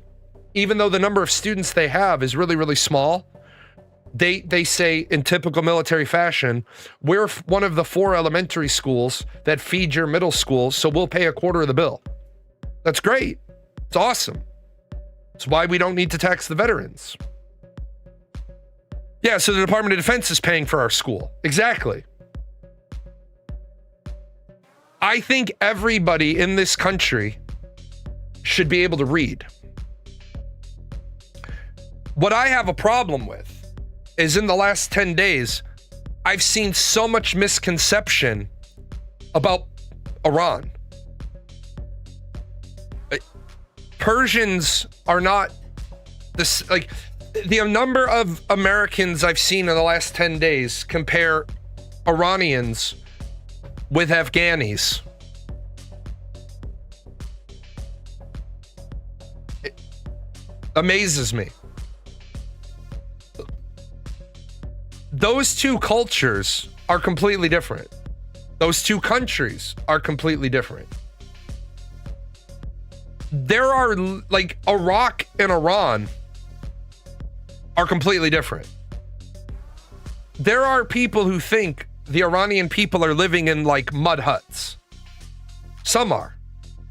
Some are living in desert villages. Some are. But nowhere near the amount that were in Iraq and in Afghanistan. It's not like every Iranian hates America. It's not like every Iraqi hated America. It's not like every Afghani hated America. The Afghanis hated us being there because, yeah, the Afghan culture is a mix between Persian and Turkish. Turkic, not Turkish. Other side of Persia. The Afghanis didn't want us there. The Afghanis were like, what do you want?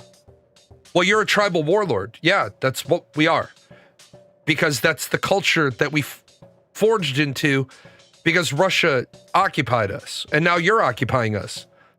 And it was funny because America's military would tell these tribes, no, we're not occupying you. And the tribe would say, good, get out. And America would say, well, we can't do that. And then their leadership would say, well, if we've asked you to leave and you won't leave, you're occupying us. And the American military and the American State Department are all trying to say that's not true. But if the guy asks you to leave and you're not fucking leaving, as long as you contain your terrorists within your borders. But the problem is, a lot of those tribes had nothing the fuck to do with Osama bin Laden. A lot of those tribes had nothing to do with the capital. In fact, some of those tribes don't even legitimately consider the Afghan government as their ruler. They're like, look, you call this whole patch of land Afghanistan. We don't call it that. Weapons of mass destruction was the excuse. We knew that Iraq had weapons of mass destruction. We knew that Iraq had weapons of mass destruction because we sold those items to Saddam Hussein in the 70s when Saddam Hussein was supposed to invade Iran for us. We never found weapons of mass destruction in Iraq, which is true, but everybody wants to discount the fact that we found the paper trail that they were transferred to Syria and Libya. But at the same time, Junior invaded Iraq because Saddam tried to kill his dad. And you're never going to convince me otherwise. We did not need to invade Iraq. Now, was it a good thing to do? Yeah, getting rid of a dictator who's feeding people through wood chippers and letting his brother, his half-brother, feed people to lions. Yeah, that's always a good thing to get rid of. But we did that shit in 2005. And it's been 21 years. And the Middle East is still a fucking mess.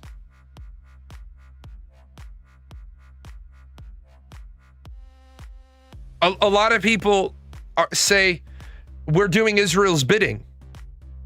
I spent a long time this weekend thinking about that. I can't really argue that point, man. Israel says we're going to invade Iran. America says give us a couple of weeks to move assets into place and we'll help you. The fuck are we helping them for? They've been exterminating a people for 2 years. I am going to say this, and it's probably not going to win me points, but I want to put it out there as a thinking point for some of you. Iran bombs Dubai, UAE, Kuwait, Cyprus, Saudi Arabia, and all of a sudden Iran is fucking horrible and terrible and they need to be taken down and we need a coalition. But didn't Israel strike 6 countries targeting Hamas leadership? Didn't Israel do the same damn thing? Look, I wish some countries would just figure out what they want. I wish Yemen would say, hey, U.S. Marines come in here and kill all these fucking Houthi rebels. Did you know that Yemen has been in a civil war since 2014 and nobody gives a shit? And the reason why nobody gives a shit is Saudi Arabia borders Yemen and they don't know who's right. Why do we only give a shit about the Houthi rebels? Because they're on this side of the country and they disrupt shipping. So we care. But Saudi Arabia doesn't care. Saudi Arabia and Oman border the country that's been in civil war for now 12 years. Well, approaching 12 years. Why does every American not know about the Yemeni civil war? You want to talk about what causes all the problems? You had no idea? You had no idea that they were at civil war? Yeah, that's where the Houthi rebels come from. We call them Houthi rebels. We call them the Houthi terrorists. But if they win their rebellion, doesn't that make them the Houthi revolutionists? It is arguable if the Houthis are the legitimate government because they control 80% of the population. I don't think it's 80. I think 60 is probably closer. I think 60 is closer. We invaded Iraq the first time because Iraq attacked Kuwait and Kuwait couldn't defend itself. Yeah, the first time, yes. The first time we didn't invade Iraq, we pushed Iraq back out of Kuwait. That is true. That is it 70 to 80? Okay, that's good to know. I thought it was closer to 60. Let's find out.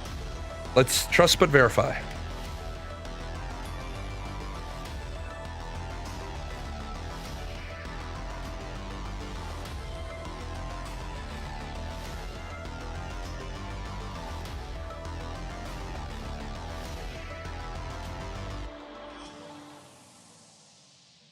Oh yeah. Okay, it's up. Oh, okay, yeah.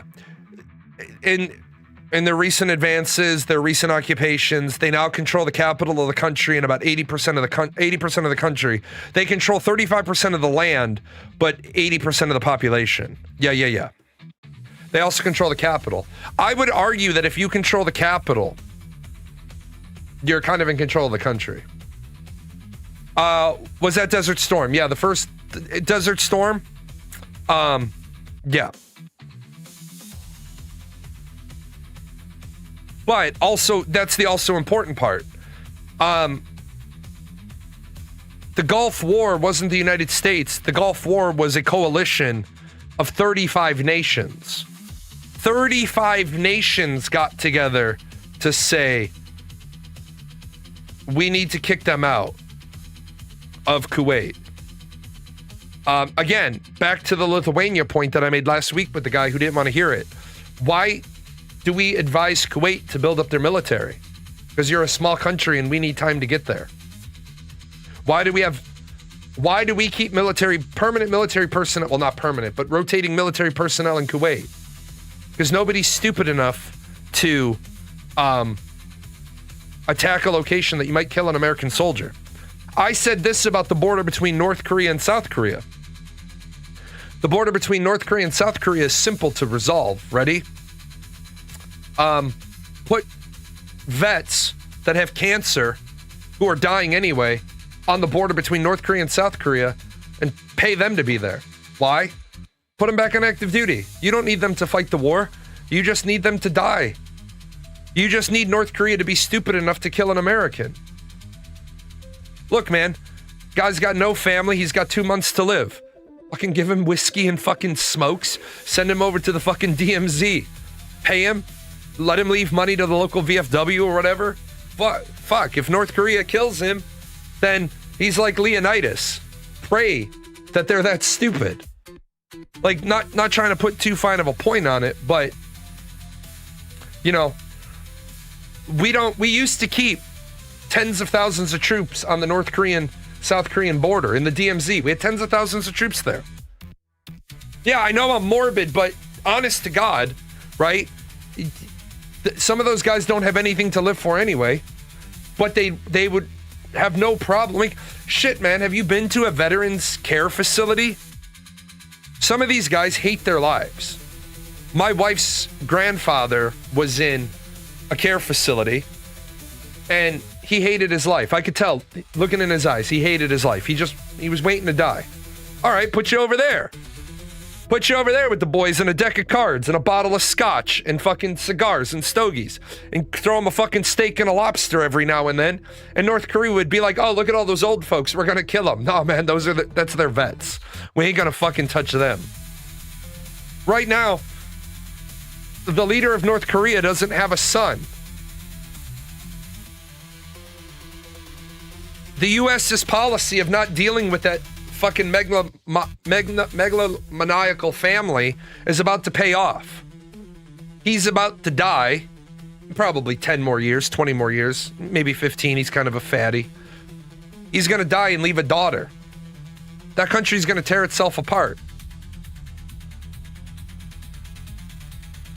But if North Korea, we believe North Korea has small yield nuclear weapons. Why the fuck haven't we invaded North Korea then? Yeah, believe me, I know. I played CK3. Right, exactly. I saw you playing some CK3. I'm currently doing a Warhammer 40k playthrough of Chaos Gate. Chef's kiss. But no, we're in a fucking terrible situation right now as a country. We're in a terrible situation as a country. I'm not going to tell you what I'm reading lately because, yeah, it's none of your business.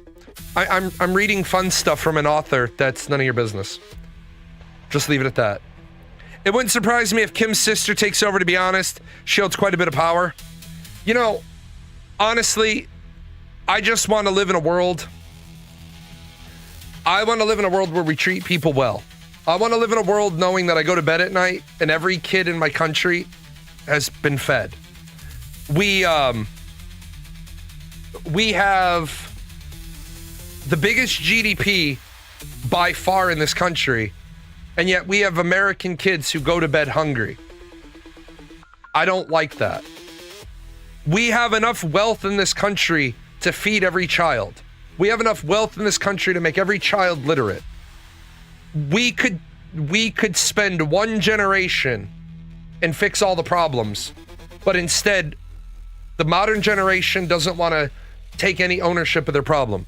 Generation Z and the neo-millennials and the young millennials, they want to blame the baby boomers, but the moment you shut their argument down and say, well, you don't want to talk about 1971 to 1973 and the transition between a hard currency and a fiat currency, you don't want to talk about that, you just want to blame the baby boomers? You want to blame the baby boomers for getting to the top of the ladder and then pulling the ladder up with them. Okay, well then how the fuck did I get up there? How did I get up higher levels of the pyramid if they pulled the ladder up with them? Because I'm as young in Generation X as almost you can be. I'm born at the end of September of 1979. There's only 3 extra months of the year, and at one point, Generation X ended in mid-October 1979. But you want to blame the baby boomers, and then people have started blaming Gen X. What do you think the problem is with the U.S. economy, considering most millennials and Gen Z will never own a home? Number one, the landlord situation. You should not be allowed to rent a single-family home. Period. Dot. Period. Dot. Single-family homes should not be allowed to be rented. They should not allowed to be rented. They should not allowed to be Airbnbs. They should not allowed to be anything. Now, if you want to build a bed and breakfast, build a bed and breakfast. I'm not against you building a bed and breakfast, but it shouldn't be Airbnb or a Vrbo or any of that shit. Number two, big companies like BlackRock buying up all the single-family homes. Number three, people not understanding that the neighborhood you grew up in isn't the neighborhood you're going to be able to afford a house in right out of college. Number four, consumerism. The average person says I don't have any money, and this is from my personal experience working in a financial assistance shelter, watching people get out of a $55,000 Escalade, an $80,000 Range Rover, walking in with a Gucci or a Louis Vuitton bag, pulling out their $1,300 iPhone and their $1,000 fucking iPad and telling me I don't have the hard copies of my documents. Can you print them for me? And watching the temper tantrum where I looked at them and I say, no. And then looking at them as I hand them the little pamphlet and I said, we gave you a pamphlet that told you exactly what you needed to bring to this appointment. We gave you 3 or 4 alternatives for how you get all your hard copy documents here. So go right back out, make another appointment, come back with all your paperwork. Well, can't you just, no, I cannot. And by the way, my name's Jay. When you go to the front desk girl, complain all you want about me. But your appointment is now terminated. Go to see the girl in the front. I got room for the next walk-in. I could hear him screaming up at the front desk. That motherfucker back there, I'm here, I'm on time. He kicked me out of his cubicle. He kicked me out of his office. He's not seeing me because I didn't bring paperwork. What the fuck that white boy need the fucking hard copy paperwork? He can't look at it on a screen? I'm not white, I'm Irish, you ignorant, bigoted, racist bitch. Okay, anyway, how can I help you? But that's the problem. Nobody wants personal accountability. They're car rich and house poor. It's been story of my whole life. Story of my whole life. I have a unique perspective because I had a college degree before I could legally buy alcohol. That gives me a very unique perspective. It doesn't give me a better perspective. It gives me a unique one. I didn't have a hard time in college because I couldn't go to the bar and hang out with friends. Now, I could get into a couple of them. I couldn't get served, but I could get into a couple of them.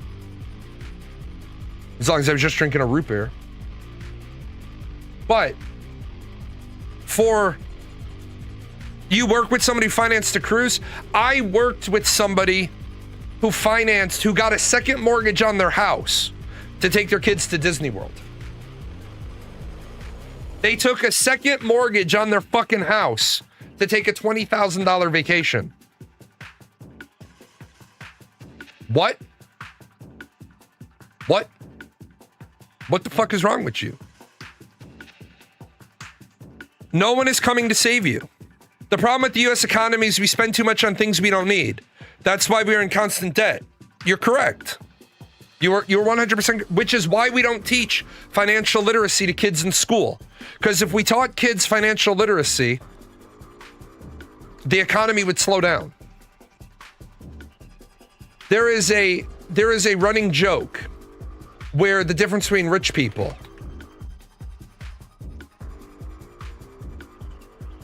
The difference between rich and poor people. Rich people ask how much. Poor people ask how much today.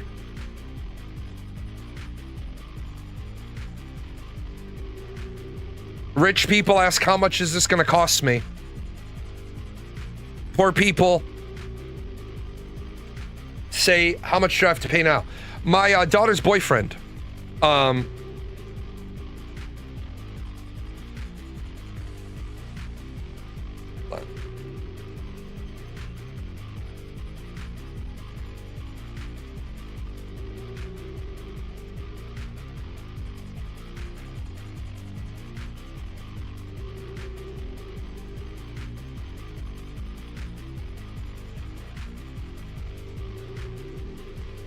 my daughter's boyfriend lives in an apartment that I provide my daughter.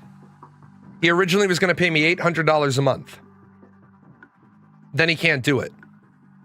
Now it's supposed to be $650 a month, and it's the 9th of the month, and I still don't have my rent money. Look, man, I don't give a fuck about making you homeless because it's a business. And I told my daughter that. Family is family and business is business. but he drives a car that I constantly hear, well, his car payment. I don't give a fuck about your car payment, son. $650 is the rent on the apartment. I pay $950 on it. I only charge him $650, and my daughter takes care of the utilities and the other part of the rent. And now I'm not even getting the $650, so he might have to fucking go live somewhere else because you're not mooching off my daughter. Because my daughter doesn't have her own income, so you're mooching off me. And this is this. I want to tell you the bullshit that goes on with the modern generation. I brought up to my daughter about 2 months ago where my rent money is. She brought it up to the boyfriend. The boyfriend, talking out his ass, is like, I'm gonna go have a conversation with your father, except I'm gonna have a conversation with these fists. Bring it. Bring it. Son, you don't understand. You are the walking, talking answer to all of my fucking prayers. Look, man, I don't need more therapy. I just need a motherfucker to swing first. I got 9 years worth of shit I need to work out. I got 9 years worth of fucking rage and aggression I want to get rid of. You want to fucking come over to me and talk to me with your fists? I will knock your ass out, and then you're going to be the one that goes to jail. I don't give a fuck. But you want me to now be nice to you? I pay for the fucking apartment you live in. I don't consider my daughter's boyfriend a man because he's a boy. Because he has to have another unrelated man pay for the fucking bedroom he puts his head down in. I never would have lived like that. When I lived in my girlfriend's parents' house, I gave them rent. I picked up 1 or 2 meals a week. Like, we'd be out, I'd pay for the meal. I'd be like, look, I really appreciate you letting me sleep in the 4th bedroom while I work my shit out, but I'm not here for the freebie. If my girlfriend's mom needed to pick up the little brother, she'd be like, oh, I'm running out to pick up the brother. Would you like me to go get him? Would you like me to do that? Would you like me to do that? And she called me after my girlfriend and I broke up. She's like, I really miss you. I was like, my personality? She's like, no, you used to keep the fucking household running. That's what's wrong with this modern generation. We don't have personal accountability. We have, part of the problem is rents keep going up for no reason, but that's because people keep paying it. Yeah, courtesy, respect, good faith. I've never met him.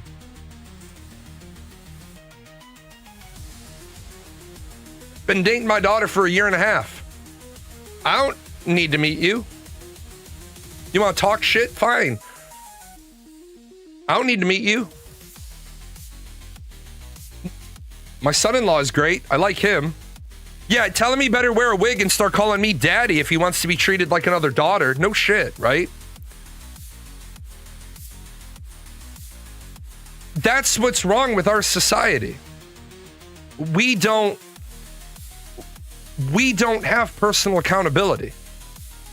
Like, I tell people this and they get confused.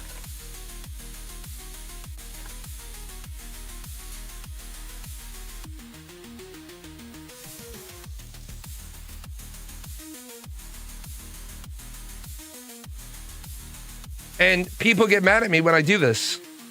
This is how your marriage should be lined out. Your marriage should be lined out with 4 bank accounts. You should have the common bank account that both your paychecks go into. Your paychecks hit the common account. And then, after the bills are paid, after the bills are paid, 30% of what's in the common account goes into the escrow account, and it's an escrow account, so it takes both signatures to take the money out. And then each one of those people gets their allowance put into their bank account. And that allowance is 50-50. And this is where a lot of guys lose their shit. Guy gets paid $1,000 a week. What his girlfriend, child's mother, wife, whatever, gets paid $600 a week. So you got your $1,400. $300 of that goes to the bills. $300 of that goes into savings. Now that's not $300 off each person, leaving her with $300 and him with $700. Right? Oh, $1,600. Right? That's not $300 comes off each person. That's $600 comes out of the account. Right? Now you have $1,000 left in the account. Each person gets $500 in spending money. Now,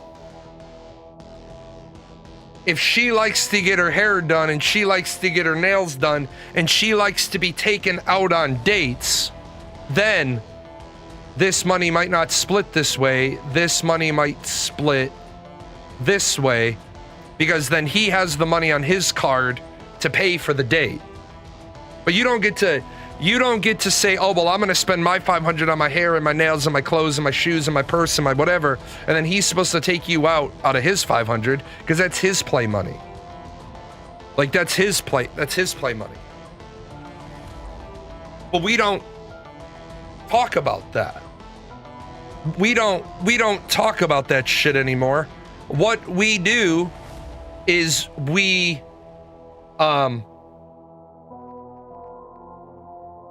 just pretend that there's no problems. And then the modern generation doesn't know how to have a conversation with a member of the opposite gender because they were never taught how to manage their own money. It's like, I had a girlfriend move in with me. She got kicked out of her mom's house. I was 24, she was 21. She got kicked out of her mom's house. And she showed up on my doorstep one night. It's like 4 o'clock in the morning. She had left at like 2:30. We worked nights. We got off work at 10. We worked together. Well, we worked at the same mall. She came back to my place, ate pizza, watched a movie, and then she went home at like 2:30. I don't think there's anything wrong with that, right? If your work shift is 2 p.m. to 10 p.m., you're home at 10:30, right? You grab, pizza's there at about 11:15. You watch a movie, let's call that 11:15 to 12:15 to 12:45. 12:45. From 12:50 to about, 1:50. It's a little, intimate, put on the Barry White, take a quick shower. 2 a.m. so you don't go home smelling like sex. You're home at 2:30. I think that's a completely reasonable and rational after work date for a 21-year-old. She went home at 2:30. The mom met her at the door, lost her fucking shit all over, screamed at her for like an hour. It's like 4 o'clock in the morning. My doorbell rings and I'm like, what the fuck is this? Like, it's her. And I'm like, open the door. I'm like, are you okay? She's like, no, I got kicked out. I was like, well, come on in. She's like crying. I'm like, look, I don't do this shit right here. I don't do this. I said, let's go to bed, get some sleep. We'll get up in the morning. We'll figure it out. So we go to bed. She'd never spent the night before. We go to bed. We're laying in bed. She finally falls asleep. Next morning, she's like, my mom kicked me out. I said, okay, when are you going to go get your stuff? It's like, what do you mean? I was like, I have a back bedroom. You can put your shit in it until you figure out what your next move is. She's like, can I move in with you? Slow down. Let's get your shit out of your house first. Let's do that. Let's get your shit out of your mom's house, out of your mom's apartment, put it in the back bedroom. We'll launch off from there. 21-year-old never lived on her own. See, I think the problem we have is we have 18-year-olds who don't know how to live in public on their own.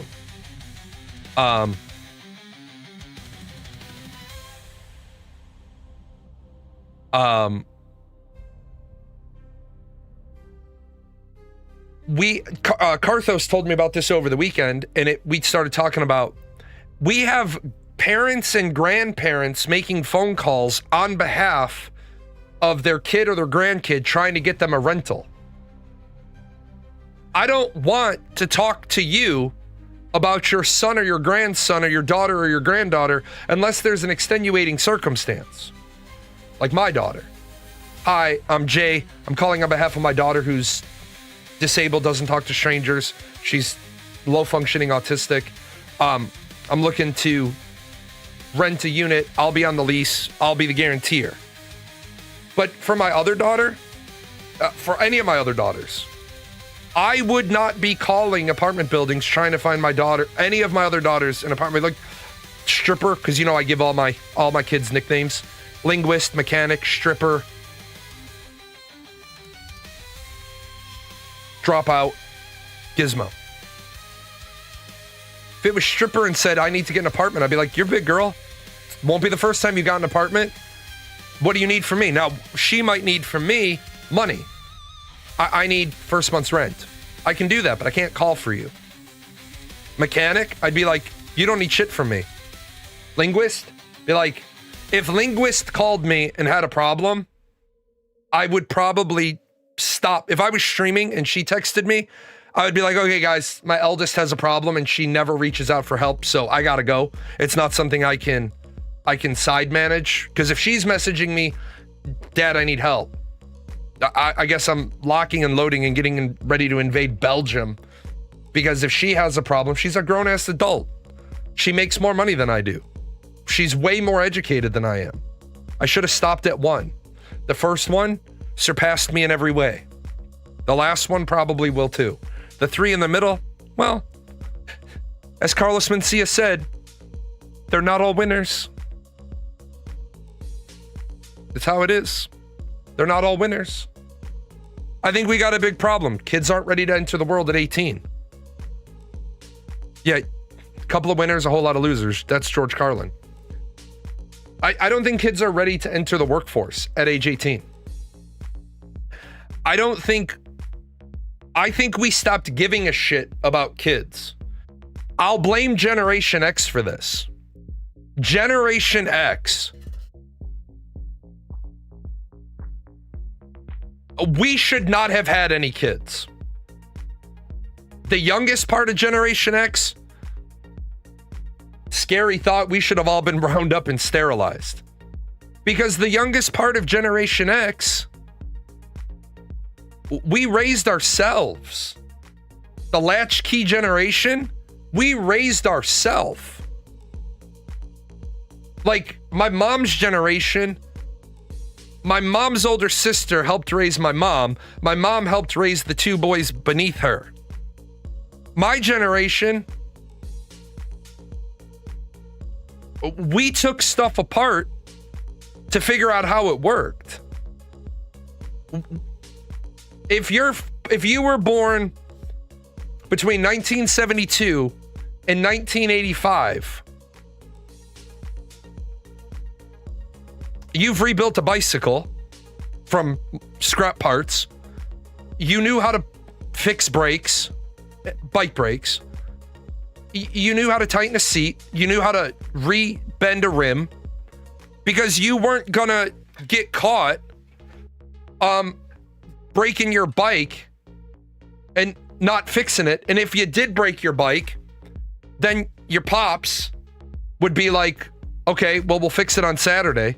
And Saturday was all the fucking chores your dad needed to do on Saturday, and then your bike. Or it was, well, I'll fix your bike, but you need to rake the leaves. And you're like, fuck. So then your dad would say, but you'll have to rake the leaves on the weekend. But if you get the leaves raked before Saturday morning, I'll fix your bike first thing on Saturday. You learned the value of your labor because you didn't know how to fix your bike, but you knew how to rake leaves. That's a barter system. That's a barter system. So,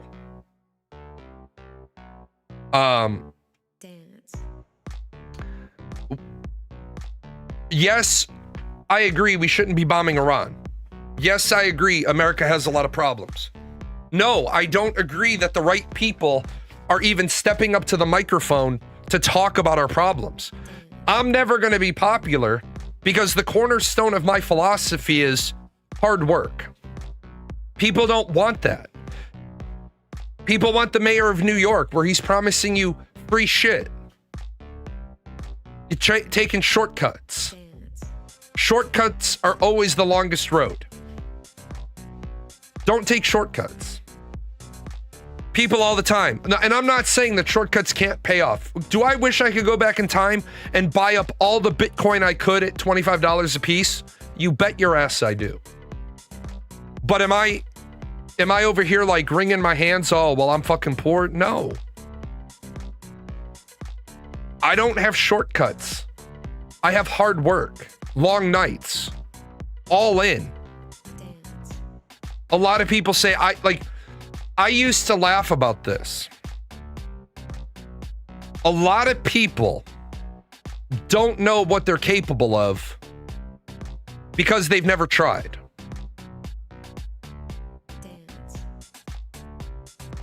A lot of people don't know what they can do because they give up at the first sign of adversity.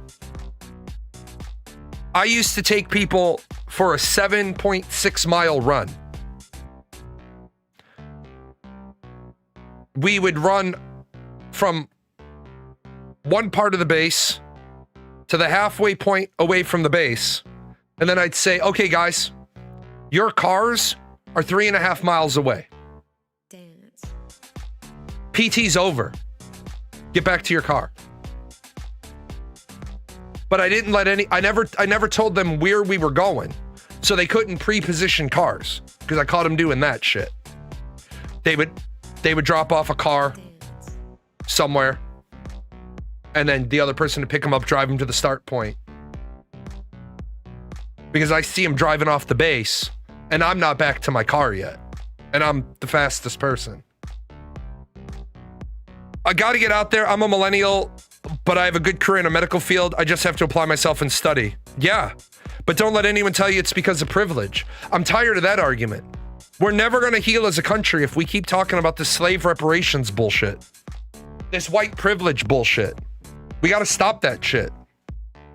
Look, man, if white privilege was really a thing, I'd have more money than Shaquille O'Neal, right? I'd have more money than Michael Jackson. I'd have more money than Michael Jordan. We got to stop all the fucking bullshit excuses. But that's why I'll never be popular. I'll never be popular because I say you are in control of your own destiny. You are the captain of your fate, the master of your soul. You can't control the wind, but you can adjust the sail. It sounds trite. It sounds like greeting card bullshit. Right? It's not privilege. Your mom's an alcoholic and your dad is a deadbeat. I was on my own as soon as I hit 18. I got working papers and started working at 15. Yeah. You know, I love my daughter, but my daughter makes a lot of excuses. When